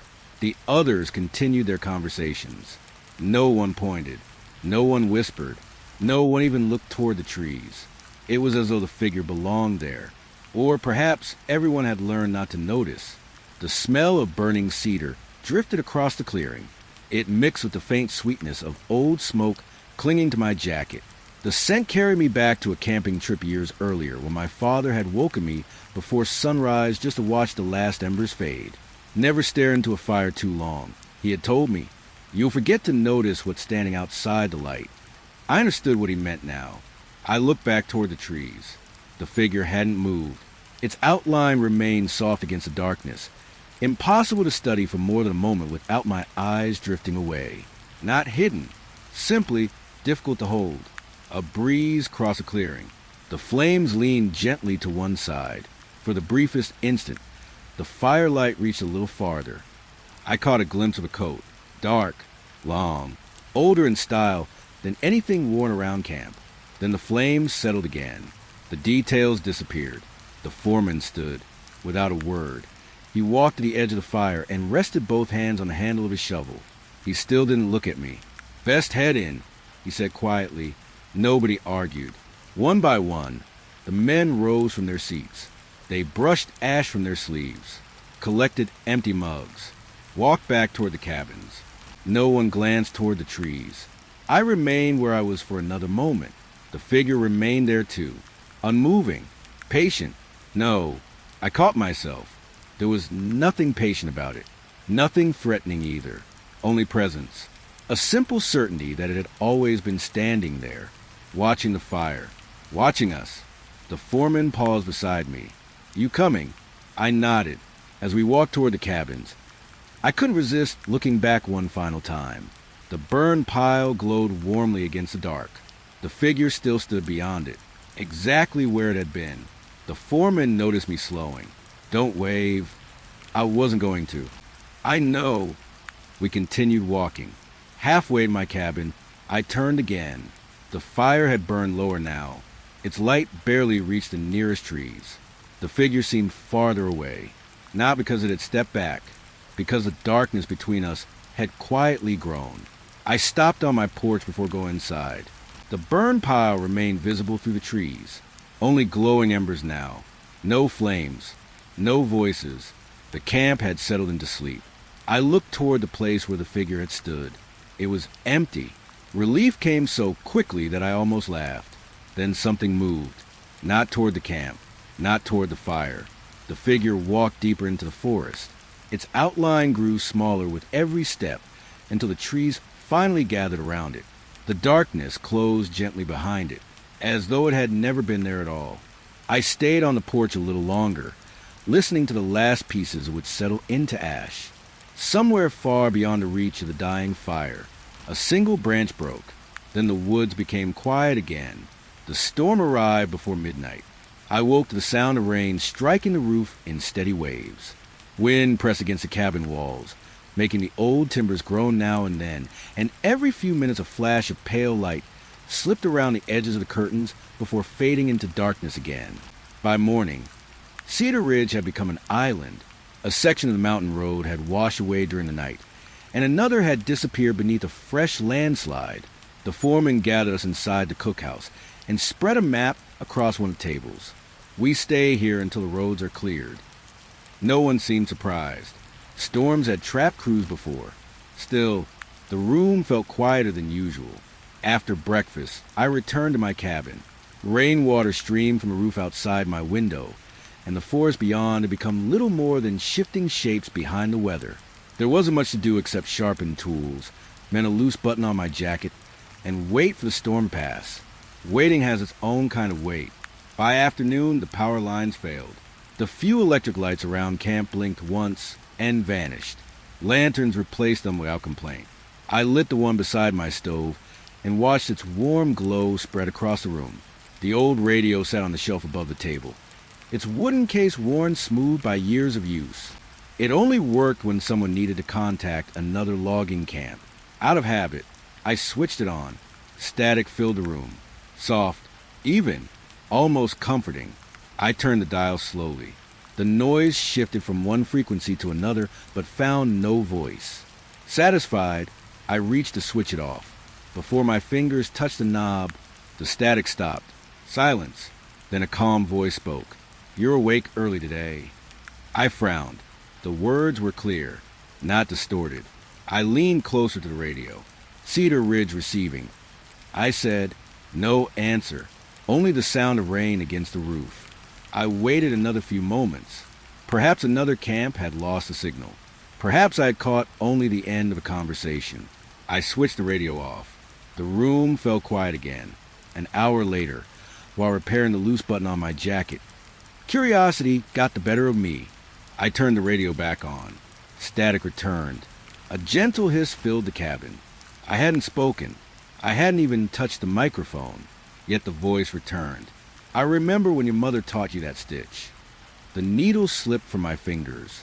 My mother had shown me that exact stitch when I was 13 after I tore my coat climbing a fence.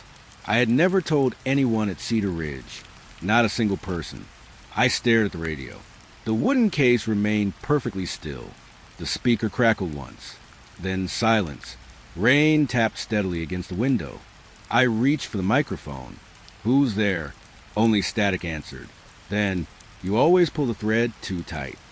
I looked down. The thread between my fingers had indeed been pulled tighter than it should have been. My chest felt strangely light, not because I was calm, because I couldn't decide whether fear or disbelief should come first. I stood and crossed the room, opening the cabin door. The rain greeted me immediately. Cold drops splashed across the porch.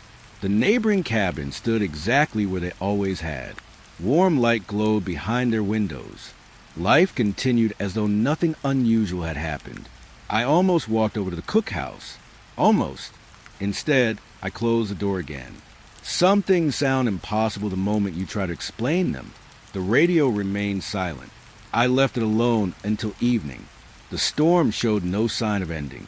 Wind moved through the trees with a low, restless sound, while the lantern beside my stove burned steadily. Outside, darkness arrived much earlier than usual. I poured myself a cup of coffee and sat beside the window. Without warning, the radio clicked. I hadn't touched it. The switch was still off. A faint glow appeared behind the tuning dial. Then the speaker came alive. "Remember the blue marble?" My hand tightened around the mug. I remembered. The crawl space beneath the bunkhouse. The marble that had become a ball of earth. The voice continued. "You never found it because you weren't meant to." I rose slowly from the chair. Every instinct told me to unplug the radio, to carry it outside, to throw it into the rain. Instead, I listened. The static returned for several seconds. Then another sentence drifted through. "Do you still carry your father's pocket knife?" Without thinking, I reached into my jacket. The old folding knife rested exactly where it always had. My father had given it to me on my 18th birthday. No one at camp had ever seen it. No one knew I still carried it. The radio crackled again. This time the voice sounded softer, almost thoughtful. He kept it sharp even after he stopped using it. I closed my eyes. For just a moment, I could almost picture my father sitting at our kitchen table, slowly drawing the blade across a whetstone, while humming under his breath. The memory felt so real that it hurt. When I opened my eyes, tears had gathered without my noticing. The voice spoke one final time, very quietly. "I miss him too." The speaker gave a single pop. The glow behind the dial faded. The radio became nothing more than an old wooden box again. I stood in the middle of the cabin for a long while. The storm continued outside. The lantern flickered gently beside the stove. Everything looked ordinary. Everything except the radio.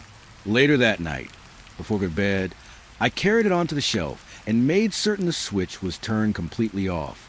I even removed the batteries. It seemed like the sensible thing to do. Sleep came slowly. Sometime after midnight, I woke without knowing why. The storm had finally begun to fade.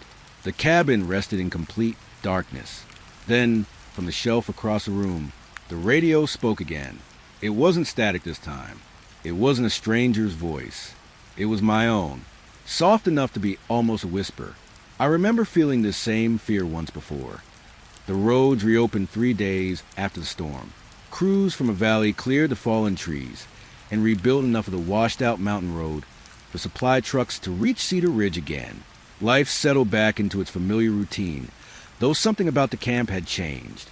No one mentioned the storm anymore. No one mentioned the radio. I certainly didn't. Some memories become easier to carry when they remain unspoken.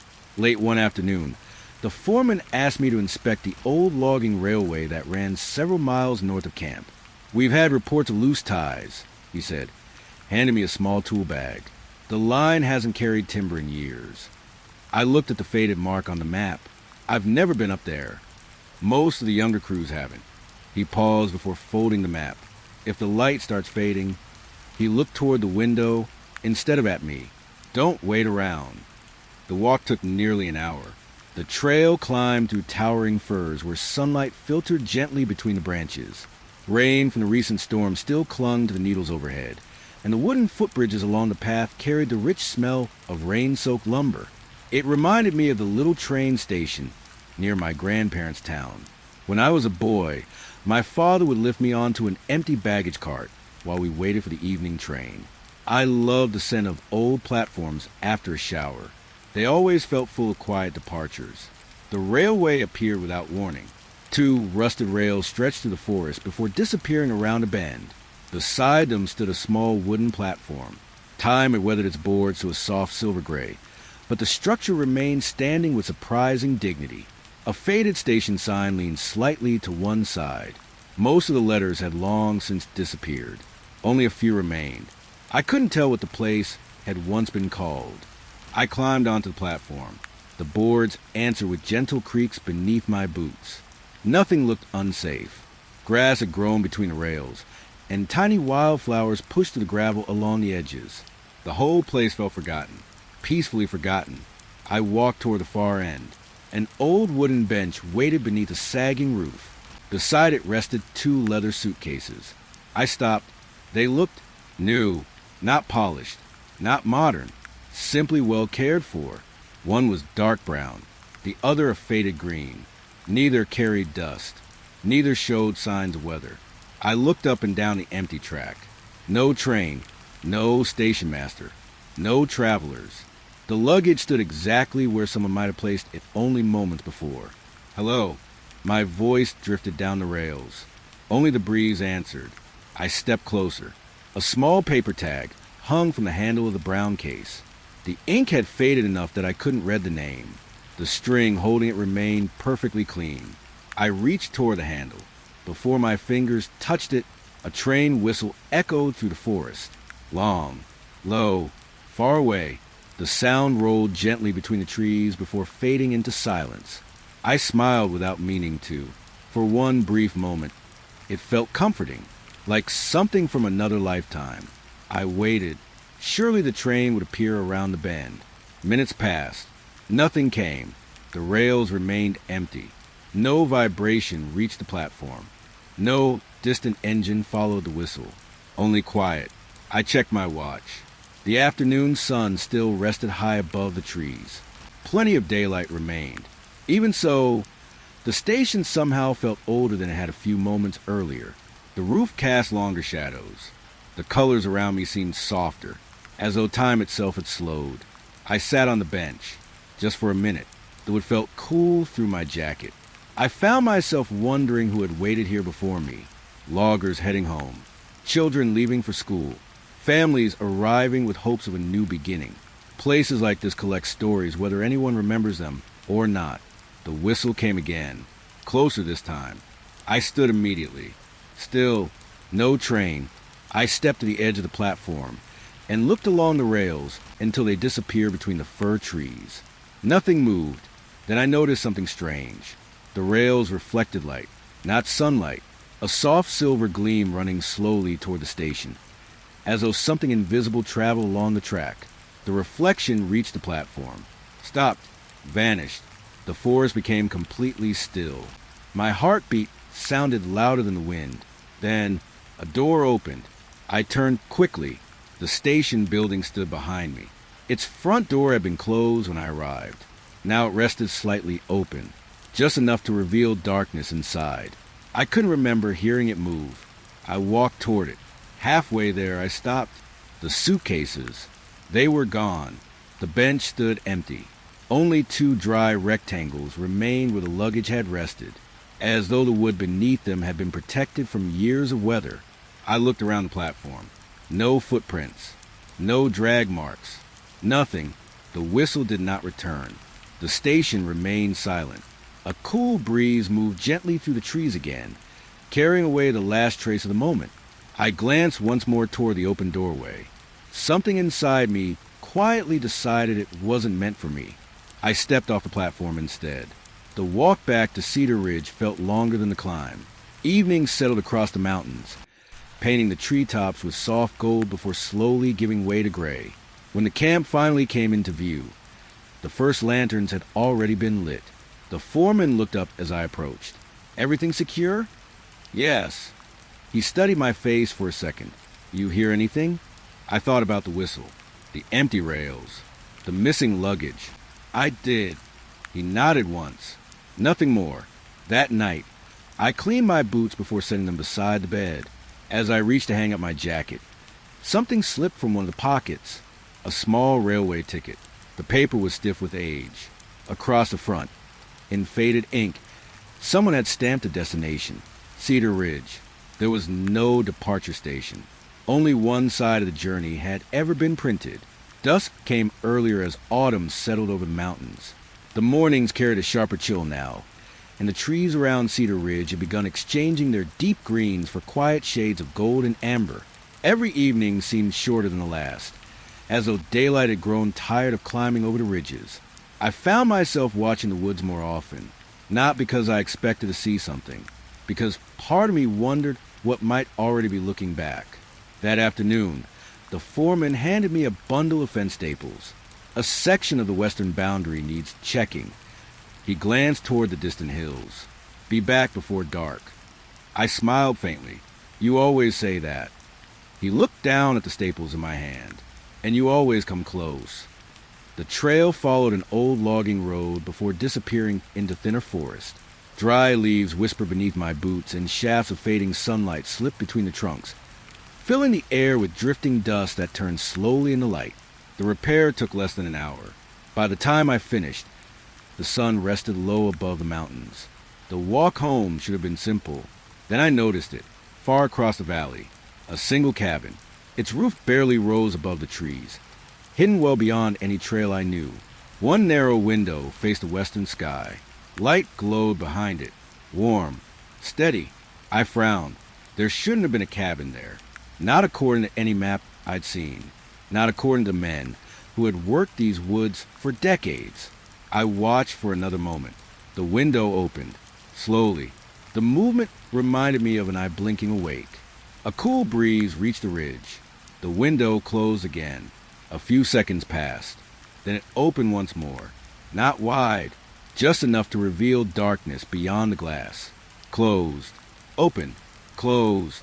Always at the same gentle pace. As though someone inside was quietly breathing. I told myself it was only an old shutter hanging loose on worn hinges. That explanation lasted until I noticed something else.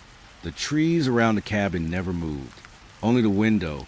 Curiosity tugged at me. The cabin couldn't have been more than a 15-minute walk away if I crossed the valley instead of following the road. The daylight was fading. I knew I should head back. Instead, I started downhill.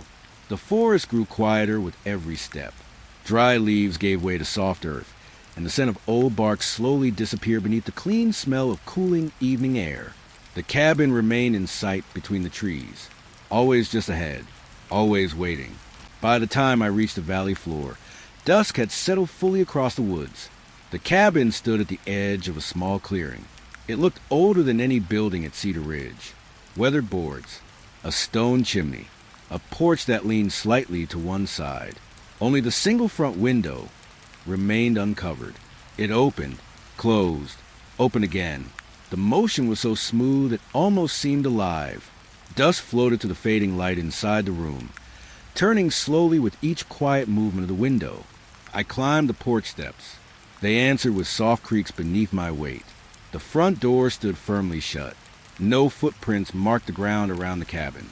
No chopped firewood waited beside the wall. No smoke drifted from the chimney. Nothing suggested anyone lived there. Yet the window continued its steady rhythm. Open, closed, open. I reached toward the doorknob. Before my hand touched it, the window stopped moving.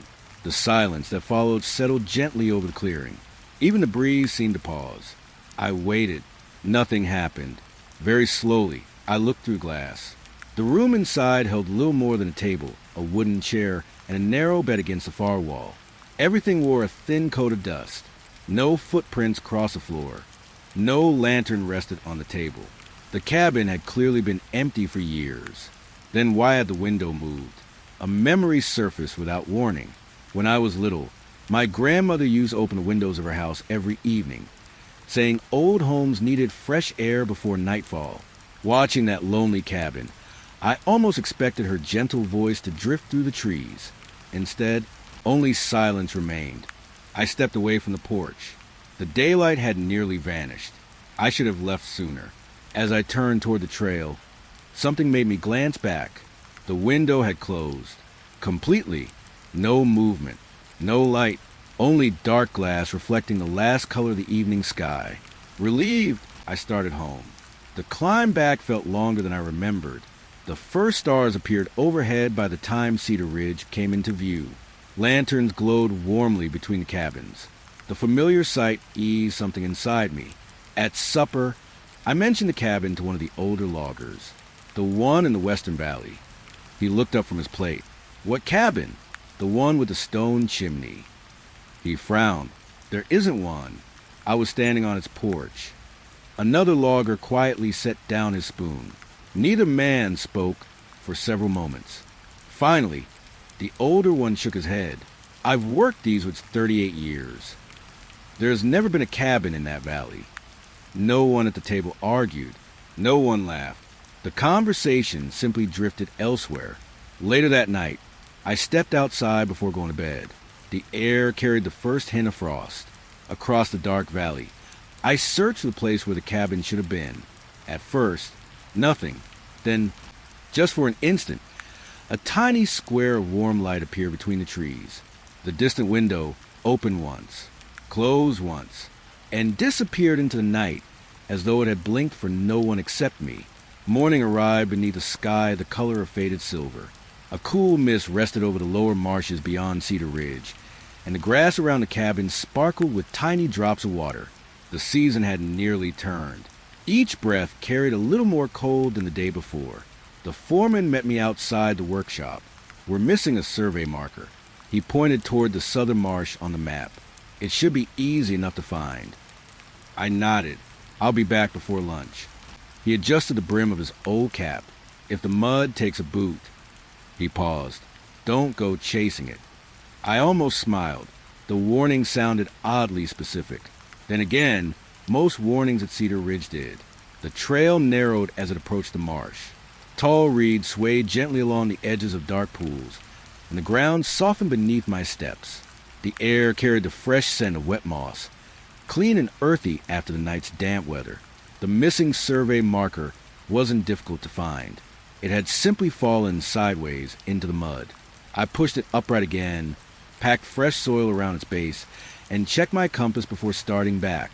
The shortest route crossed a shallow stretch of marsh where old logs had once been laid to form a rough walkway. Most of them had sunk years ago. I stepped carefully from one to the next. The wood held. Halfway across, my left foot slipped. My boot sank ankle deep into the soft mud. I caught myself before falling. With one hand against a nearby stump, I pulled. The boot stayed behind. I sighed. There wasn't much choice. I reached down and tugged again. The mud clung stubbornly. One more pull. The boot came free with a heavy sound that echoed across the still water. It was coated in thick black mud. I rinsed it in a shallow pool before putting it back on. By the time I reached solid ground, the whole thing had become little more than an inconvenience. At least, that's what I believed. The afternoon passed quietly. Weir repaired a section of fencing near the supply shed, stacked fresh lumber behind the workshop, and shared coffee before supper. Nothing unusual happened. That night, I cleaned both boots outside my cabin. The mud washed away easily. When I finished, I left them on the porch to dry. The cool evening breeze would take care of the rest. I slept well, for the first time in weeks. No voices, no strange lights, no dreams that followed me into morning. Sunlight rested across my blanket when I woke. I dressed, opened the door, and stopped. A pair of boots waited neatly outside my cabin, side by side, clean, dry, ready to wear. I frowned. Mine were still inside, exactly where I remembered bringing them after the evening dew had begun to settle. Slowly I looked down. The pair on the porch looked almost identical to my own. Same style, same worn leather, same faded laces. Even the small scratch across the toe of the left boot matched. Only one thing felt different. The smell. As I picked one up, a strong scent of wet moss rose from the leather. Fresh, as though the boots had just been lifted from the heart of the marsh. I carried them inside, placed them beside my own. The differences became harder to ignore. Mine carried years of tiny scuffs from rocky trails. The new pair seemed smoother, not newer, simply shaped by different journeys. I turned one over. The sole caught my attention. The pattern was almost the same. Almost.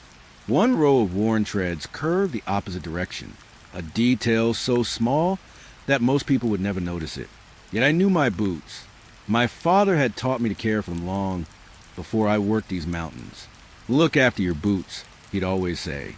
They remember every road you forget. I smiled quietly at the memory. Then the smile faded. The boots on the table had remembered roads I had never walked. I decided to ask around. By breakfast, every logger had seen them. One man shrugged. Maybe somebody grabbed the wrong pair. Another laughed softly. They're just boots. The foreman said nothing. He looked at both pairs for a long moment, then quietly asked, "Which ones came back?" The question settled over the table. No one spoke. I answered carefully, "The ones on the porch." He nodded once, as though that explained everything. The rest of the day passed in uneasy routine. I wore my own boots. The other pair remained beneath my bed. I told myself I would throw them away once work was finished. Evening arrived. The sky glowed briefly behind the mountains before fading into blue-gray. When I returned to my cabin, the boots were gone. I knelt and looked beneath the bed. Empty. I searched every corner of the room. Nothing. Perhaps I had imagined placing them there. Perhaps someone had taken them. Neither explanation felt convincing. With nothing else to do, I prepared for bed. As I unlaced my own boots, something caught my eye. The leather looked darker than before. Only slightly. I lifted one closer. The familiar smell of worn leather had disappeared. In its place lingered the unmistakable scent of wet moss. I turned the left boot over. My breath caught. The tread pattern had changed. One row now curved in the opposite direction, exactly like the pair that had vanished. I set the boot down very gently. Then I looked toward the cabin door. Someone had wiped the porch clean before sunset. The ground outside held no footprints at all, not even mine. Yet for a long while, I couldn't shake the feeling that something had quietly walked home before I did. And this time, it hadn't forgotten its boots. Smoke rose through the trees just before sunset. At first, I thought one of the crews had started another burn pile, but the thin gray column came from much deeper in the forest, well beyond the marked trails.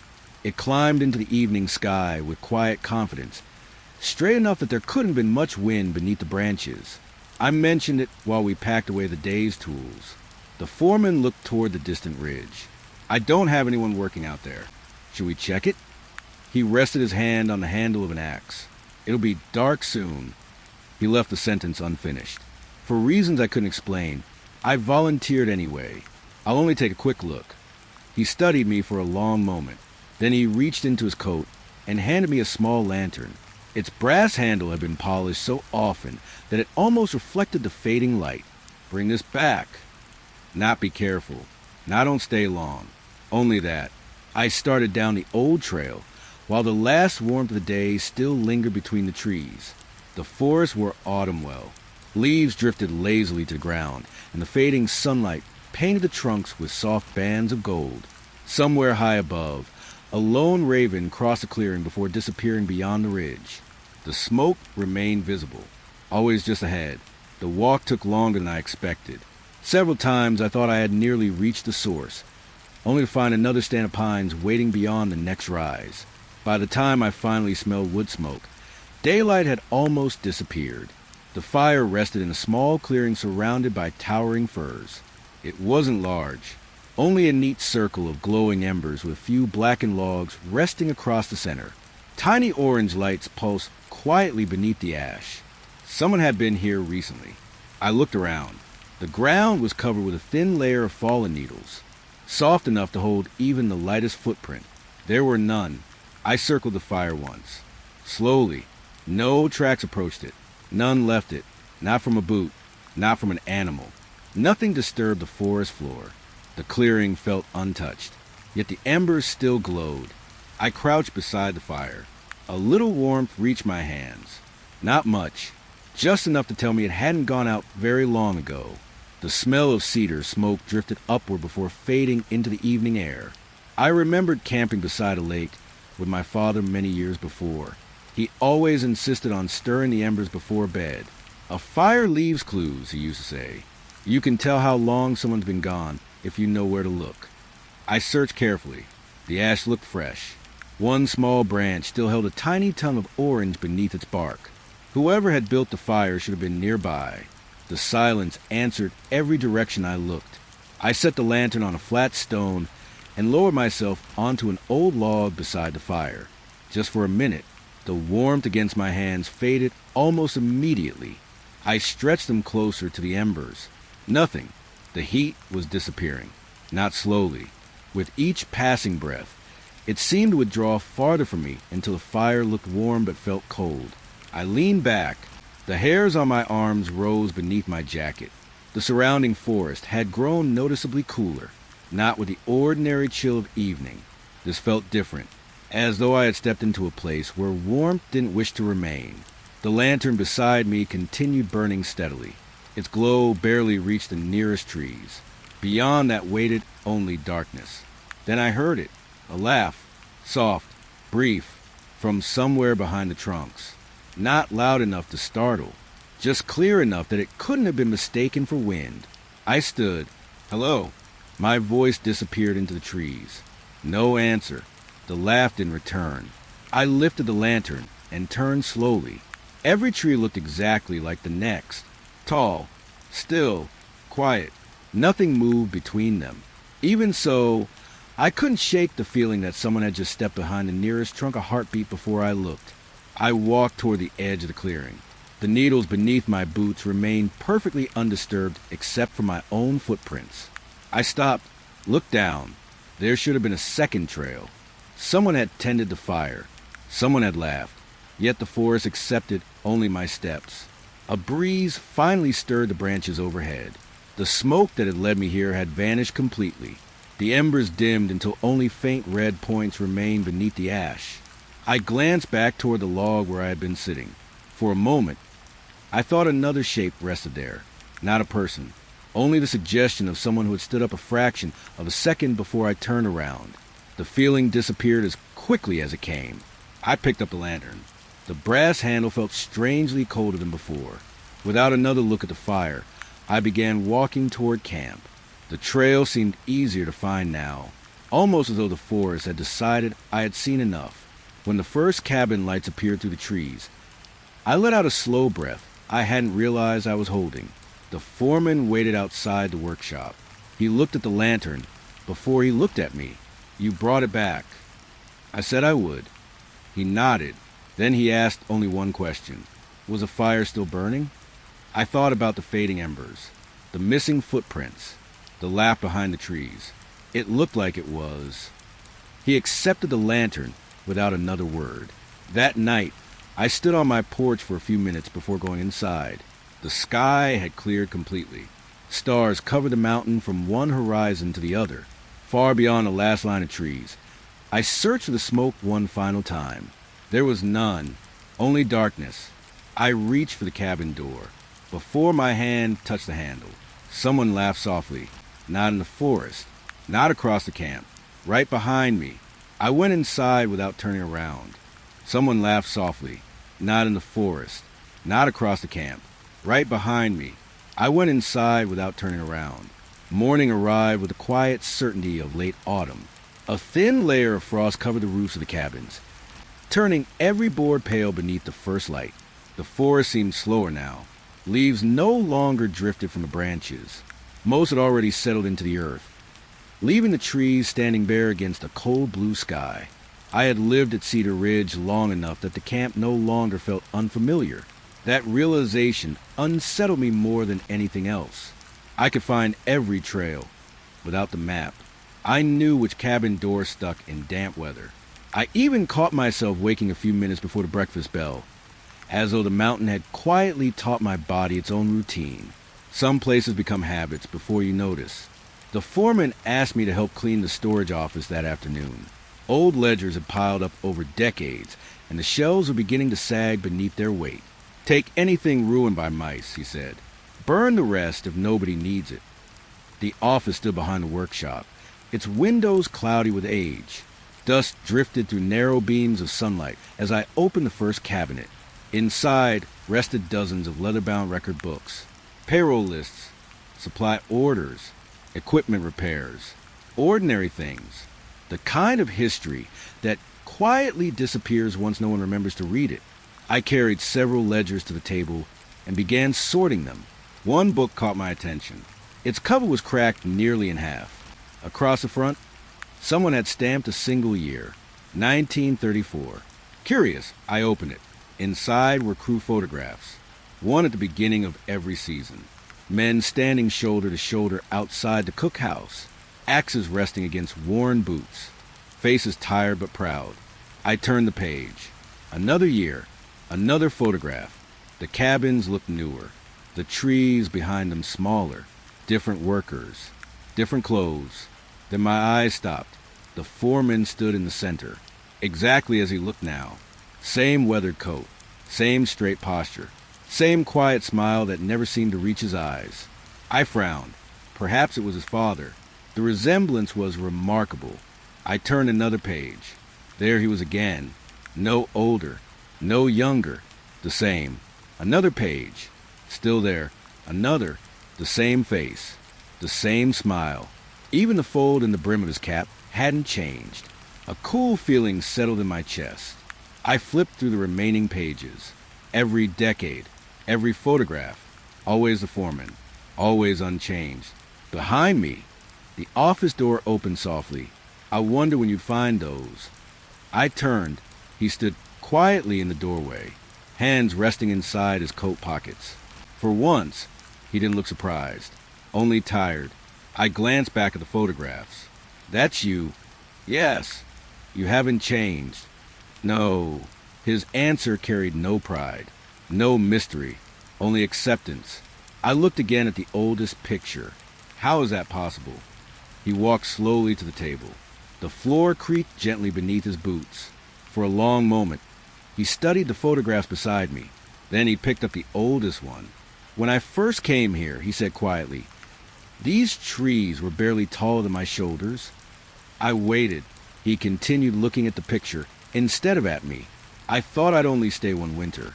Outside, a light breeze stirred the branches. The office remained perfectly still. I kept telling myself I'd leave after the next season. He smiled faintly. Then another came. His fingers rested gently against the edge of the photograph. And another. The room grew very quiet.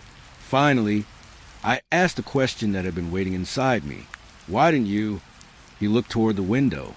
The mountain remembers people. His voice stayed calm. It remembers every footstep. Every strange thing I had seen returned at once. The lantern, the creek, the bridge, the radio, the cabin that blinked, the fire with no footprints. I swallowed. It doesn't want people to leave? He shook his head. Leaving isn't the difficult part. Then what is? For the first time since I'd met him, he looked directly into my eyes. Being forgotten, the words settled over the room like falling snow. He placed the photograph back onto the table. When enough people forget your name, he paused. The forest offers to remember it instead. I didn't know how to answer. He walked toward one of the old shelves and lifted a small wooden box onto the table. The hinges complained softly as he opened it. Inside rested dozens of identification tags. Brass, steel, leather. Every one carried the name of someone who had once worked at Cedar Ridge. Some were polished, others nearly worn smooth. He picked up one from the very bottom. The leather cord had almost turned white with age. I wore this my first week. He handed it to me. The brass felt cool in my hand. The name had nearly faded. Only a few letters remained. I looked up. I can't read it. I know. His smile returned. Gentler this time. Neither can I. We stood in silence for several moments. The office seemed smaller now, filled not with ledgers, but with years. Before closing the box, he spoke again. Most people think this place keeps them. He slowly shook his head. It doesn't. What does it do? It waits. The answer was so simple that it frightened me more than any warning I'd heard before. He closed the lid. The quiet click echoed through the little office. As evening settled over Cedar Ridge, I walked back to my cabin, carrying more questions than I had that morning. The frost had already begun returning to the grass. Smoke drifted lazily from the cookhouse chimney. Everything looked peaceful. Before going inside, I glanced toward the old sign at the entrance to camp. Cedar Ridge Logging Company. The carved letters had weathered badly over the years. I had passed that sign every day. Never once had I noticed the names carved beneath it. Hundreds of them, layer upon layer, some deep, some almost invisible. One near the bottom looked strangely familiar. I stepped closer. The carving wasn't fresh. The edges had already softened with age. Very carefully, I brushed away the frost. The name underneath was mine. Years of walking the same trails had changed the way I looked at the forest. I no longer searched every shadow for an answer. I listened instead. Some mornings the trees welcomed the day with bird song and gentle wind. Other mornings they offered only silence, as though they had already decided what kind of memory the day would become. This was one of those quiet mornings. The foreman met me outside the workshop before breakfast. There used to be another workers' village east of here. He handed me a small bundle of survey flags. Most of it's gone now. I've never heard anyone mention it. Most haven't. He looked toward the ridge beyond camp. If you find it, his words faded as they so often did. I waited. He only nodded. The trail disappeared beneath fallen leaves almost immediately. Few people had walked it for many years. Young saplings grew between the old wheel ruts, and moss covered what remained of the road. The air carried the dry scent of weathered timber warming beneath the pale autumn sun. The farther I walked, the quieter everything became. No birds, no distant axes, only my own footsteps. Then the trees opened. Cabins. A whole village rested in the clearing, smaller than Cedar Ridge, older. Nearly every roof had begun to sag, and porches leaned gently toward the earth. Windows reflected the afternoon light through dusty glass. Nothing moved. I stepped carefully between the buildings. A faded blanket still hung across one porch railing, stiff with age beneath a thin layer of dust. A child's wooden wagon rested beside another cabin, one wheel missing. The place felt abandoned, not ruined, simply left behind. I stopped at the nearest door. Something had been carved into the weathered wood. A name. Mine. I stared at it for several seconds. The letters looked old. The edges had softened from years of rain and wind. I ran my fingers lightly across them. The carving was real. Perhaps another man with the same name had once lived here. It wasn't impossible. The thought comforted me, until I reached the second cabin. My name was there too. The handwriting looked completely different, sharper, more hurried.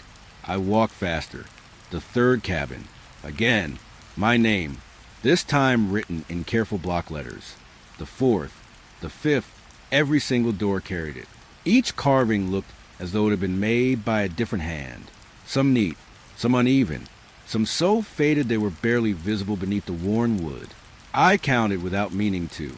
Then I remembered the old foreman's warning beside the dead oak. Never count the rings. I stopped immediately. Certain habits are easier to break after you've made enough mistakes.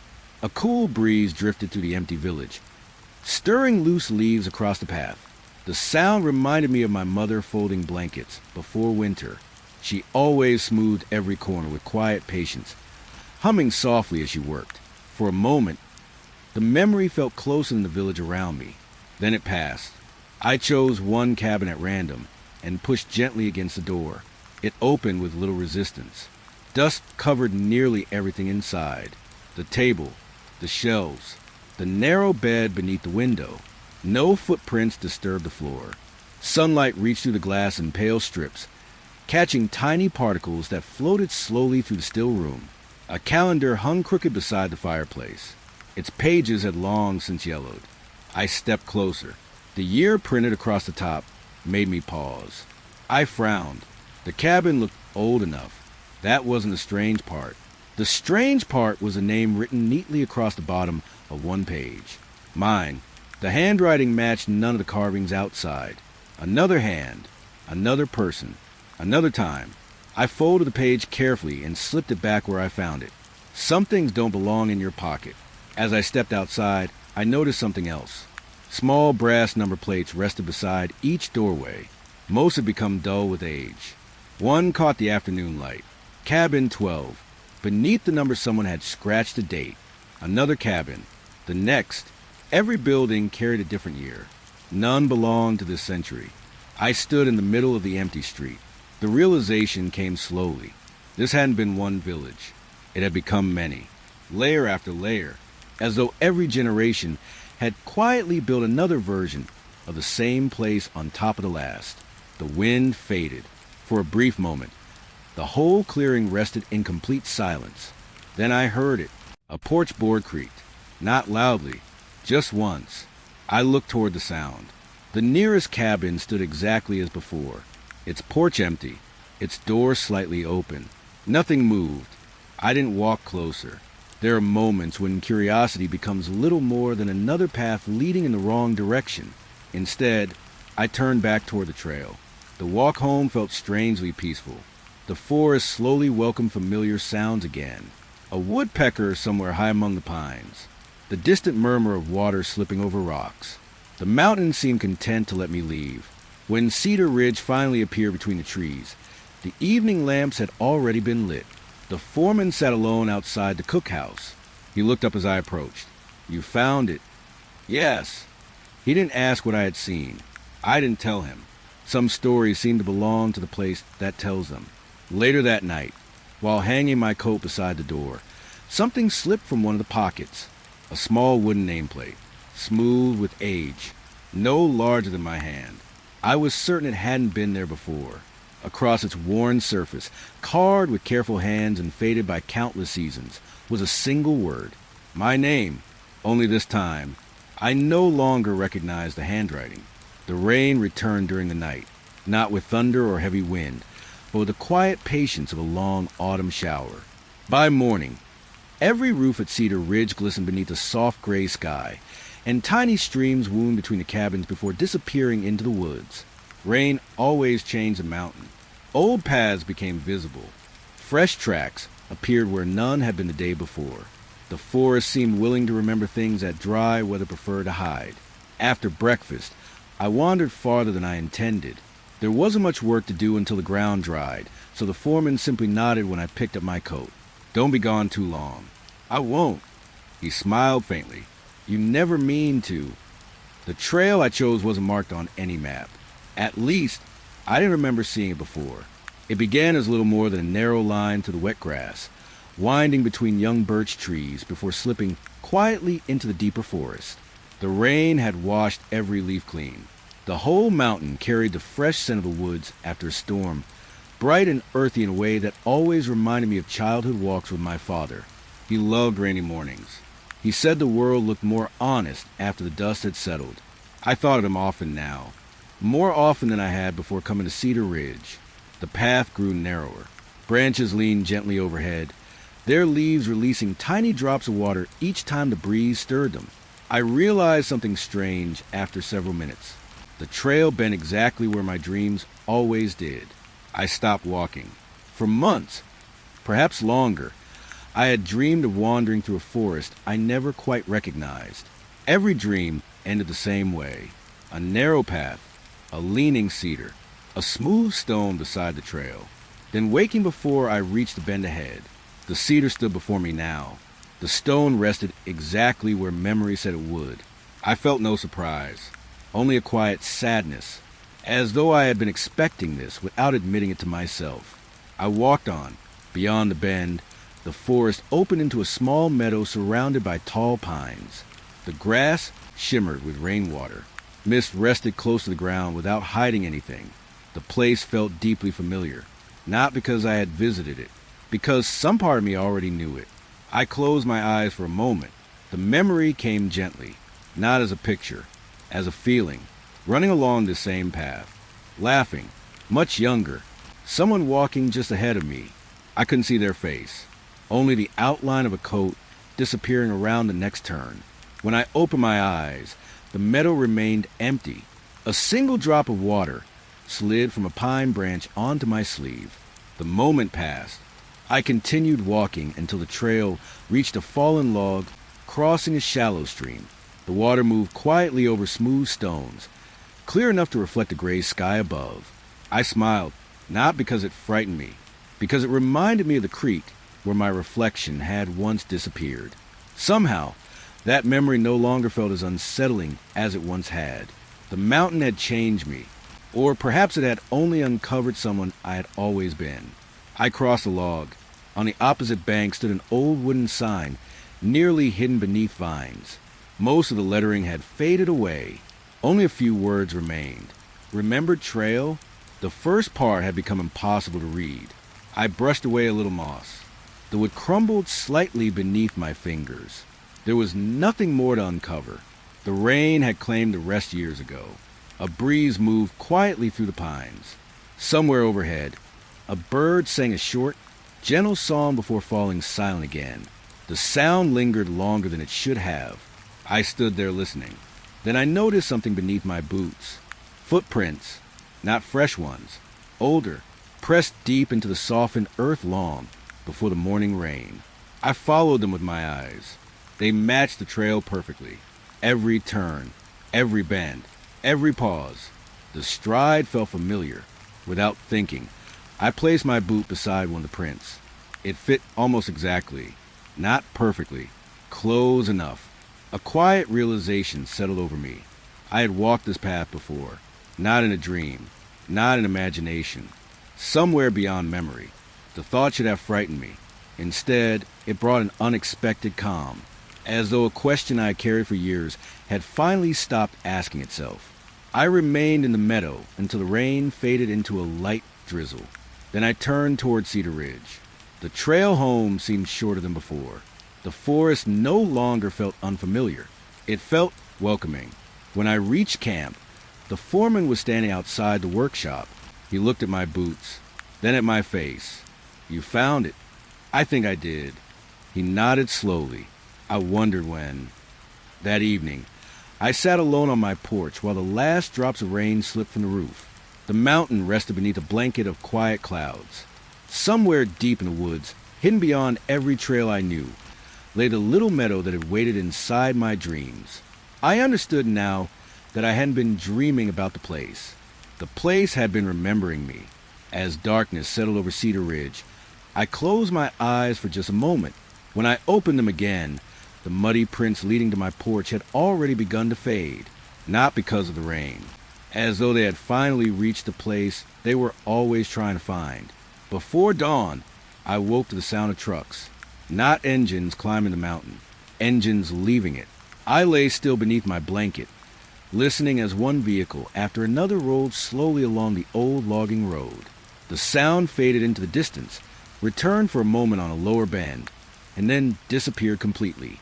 When I stepped outside, the air carried the clean scent of fresh-cut cedar. It drifted across the camp even though the saws had been silent since yesterday afternoon.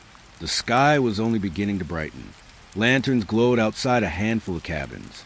Men moved quietly between them, carrying bedrolls, toolboxes, and worn duffel bags. No one hurried. No one spoke above a whisper. It felt less like the start of another workday, and more like the end of something that had already decided to leave. I found the foreman standing beside the equipment shed. A clipboard rested beneath one arm. He looked older this morning, not in his face, in the way he held himself. "We're packing up?" He nodded. "The company's closing Cedar Ridge." The words settled over me with surprising calm. I never heard anything about it. Most people didn't. When did they decide? He looked toward the silent tree line. A long time ago. It wasn't the answer I had expected. Still, I didn't ask him to explain. By sunrise, nearly every cabin door stood open. Blankets had been folded, shelves emptied, windows latched for what felt like the final time. I carried boxes from the cookhouse to one of the trucks until my arms grew tired. Each trip felt strangely familiar, as though I had packed the same camp away before. The thought stayed with me. Just beyond the workshop, I noticed the old breakfast bell had already been taken down. Its wooden frame stood empty. The silence around it felt heavier than the bell itself had ever been. Around mid-morning, I wandered toward the sawmill. The great circular blade rested motionless beneath a layer of fine dust. Stacks of fresh cedar boards still waited beside the loading platform. The scent of newly cut wood lingered in the cool air, rich enough to make the empty building feel occupied. I rested my hand against one of the stacks. The timber still held a little warmth from yesterday's work. It reminded me of the first day I arrived, when everything here had seemed temporary. I smiled to myself.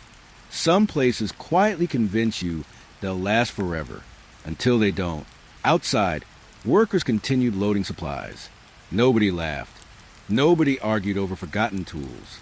Even the younger men moved with unusual care, as though they feared making too much noise.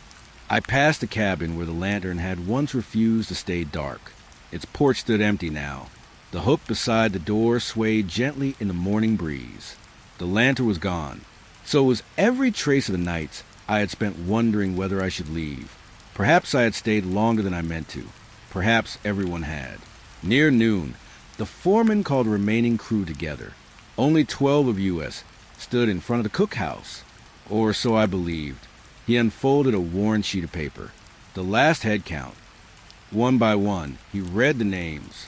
Each man answered quietly. Here, when he reached mine, I answered too. Then he read one final name. A name I had never heard before. Someone behind me replied. Here, the voice was calm, gentle, close enough that I should have recognized it. I turned. There were only 12 men standing in the clearing. No empty space had closed. No one had stepped away. The line remained exactly as it had before. The foreman folded the paper, without looking up. No mistakes, he said softly. The others dispersed. No one mentioned the extra voice. No one asked whose name had been called. It was as though everyone had accepted an answer I hadn't been given. By afternoon, the trucks were nearly full. The cookhouse windows had been boarded, the workshop locked. Even the sign at the entrance leaned slightly now, waiting for no one. I wandered one last time through the quiet camp. Every doorway held only echoes of ordinary days. Coffee cooling on forgotten mornings. Boots drying after long shifts. Cards spread across rough wooden tables. Simple things. The kind that disappear first when people remember only the strange parts of place. As the sun slipped lower, the foreman climbed into the first truck. He left the engine idling. You coming? I looked back toward the cabins, toward the trails, toward the forest that had learned every step I had taken. I'll be there in a minute. He nodded. I know. The trucks began rolling down the mountain one by one. I remained behind until the last engine faded into the distance. The camp rested in complete silence. Then, from somewhere near the cookhouse, I heard quiet footsteps crossing the gravel. Not hurried, not cautious. Simply someone walking home after a long day's work. I didn't turn to look. Instead, I stood there a little longer, breathing in the lingering scent of cedar as the sound passed gently behind me and disappeared into the empty cabins. Only then did I begin walking toward the road. Years passed before I found my way back to Cedar Ridge. Life moved as it always does. Cities grew louder. Roads became wider. Faces changed. There were jobs that lasted only a season. Small houses that never quite felt like home. And quiet evenings when I caught myself staring through a window without remembering what I'd been thinking about. Now and then I would smell fresh-cut cedar or hear the distant call of a train. And for a moment I would feel the mountains again. Then the feeling would slip away. I never spoke about Cedar Ridge. Not because I wanted to forget. Because I slowly realized the forest had never forgotten me. One autumn morning, with more gray in my hair than I cared to admit, I turned my truck onto an old gravel road that barely appeared on modern maps. The mountains greeted me with the same patient silence they always had. The drive felt strangely familiar. Every bend arrived exactly where I expected it. Every ridge carried a memory I hadn't known I still possessed. When I finally reached the place where the camp had once stood, I switched off the engine and stepped into the cool morning air. The cabins were gone. Most of them, anyway. Only scattered stone foundations remained beneath blankets of moss. The cookhouse chimney still stood against the sky, leaning slightly but refusing to fall. Nature had reclaimed almost everything. Almost. The old entrance sign rested on its side beside the road. Time had softened the wood until the carved letters were barely visible. I brushed away a handful of fallen leaves. The word Cedar Ridge Logging Company could still be read if the light caught them just right. Beneath them, hundreds of names remained. Some had faded into the grain. Others looked as though they had been carved only yesterday. I found mine without searching. My fingers rested on the worn letters for a long while. They felt familiar, not because I remembered carving them, because they had been waiting for me to touch them again. I left the sign where it was. Some things belong exactly where time places them. The old paths remained easy to follow. Grass had claimed the roads, but my feet seemed to know every turn before I reached it. The lantern cabin had disappeared. Only its stone chimney marked the place where it once stood. The bunkhouse had become a low ridge of weathered boards. The supply shed had surrendered completely to the forest. Even so, I could almost hear ordinary life returning for a moment. Boots on wooden steps, coffee cups meeting rough tables, someone laughing after a long day's work. The memories didn't feel distant anymore. They felt close enough to walk beside. I followed the trail that led toward the little meadow beyond the leaning cedar. The rain had fallen earlier that morning, leaving the forest bright and clean. Drops of water clung to every branch. The air carried a quiet blend of scents that stopped me where I stood. Fresh pine, old cedar, rain on weathered lumber, warm candle wax, a trace of motor oil, dried flowers, even the faint sweetness of smoke. Every place I had visited at Cedar Ridge seemed to return in that single breath. It wasn't one memory. It was all of them together. The meadow waited exactly as I remembered. The stream still crossed beneath the fallen log. The old sign had finally collapsed into the grass. Nothing asked me to stay. Nothing asked me to leave. I sat on the same smooth stone where I had once realized the trail remembered me. The forest had grown older. So had I. For a long time, neither of us spoke. I thought about the foreman, about the lantern that refused to stay dark, the empty train platform, the cabin whose window blinked at dusk, the boots that came home before I did, the campfire with no footprints. Each memory felt less frightening than it once had, not because I understood them, because I no longer believed every mystery needed an answer. My father used to tell me that the strongest trees weren't the ones that resisted the wind. They were the ones that learned how to stand with it. I think I finally understood what he meant. The mountain had never tried to trap me. It had simply offered to remember the parts of my life I was certain time would erase. The afternoon slowly faded toward evening. Golden light filtered through the branches, painting the meadow with the same quiet colors I had seen so many years before. At last, I stood. My knees complained more than they used to. I smiled at that. Age is a gentle way of reminding us we've been fortunate enough to keep walking. I turned toward the trail. The path home waited between the trees. After only a few steps, I paused and looked back one final time. The meadow stood empty, peaceful, whole. I raised a hand anyway, not because I expected anyone to wave back, because it felt right. Then I began to walk toward my truck. The forest followed beside me in silence. When I reached the old entrance sign, the evening breeze moved softly through branches overhead. It carried every familiar scent together once more, like pages of a well-loved book turning by themselves. I rested my hand briefly on the weathered wood. "Thank you," I whispered. The words disappeared into the trees.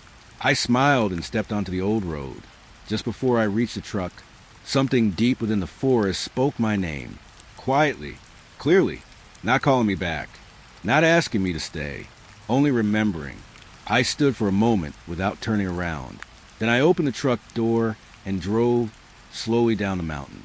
In the mirror, the trees grew smaller with every mile. But sometimes on cool autumn mornings when the air smells faintly of cedar after the rain, I still find myself listening.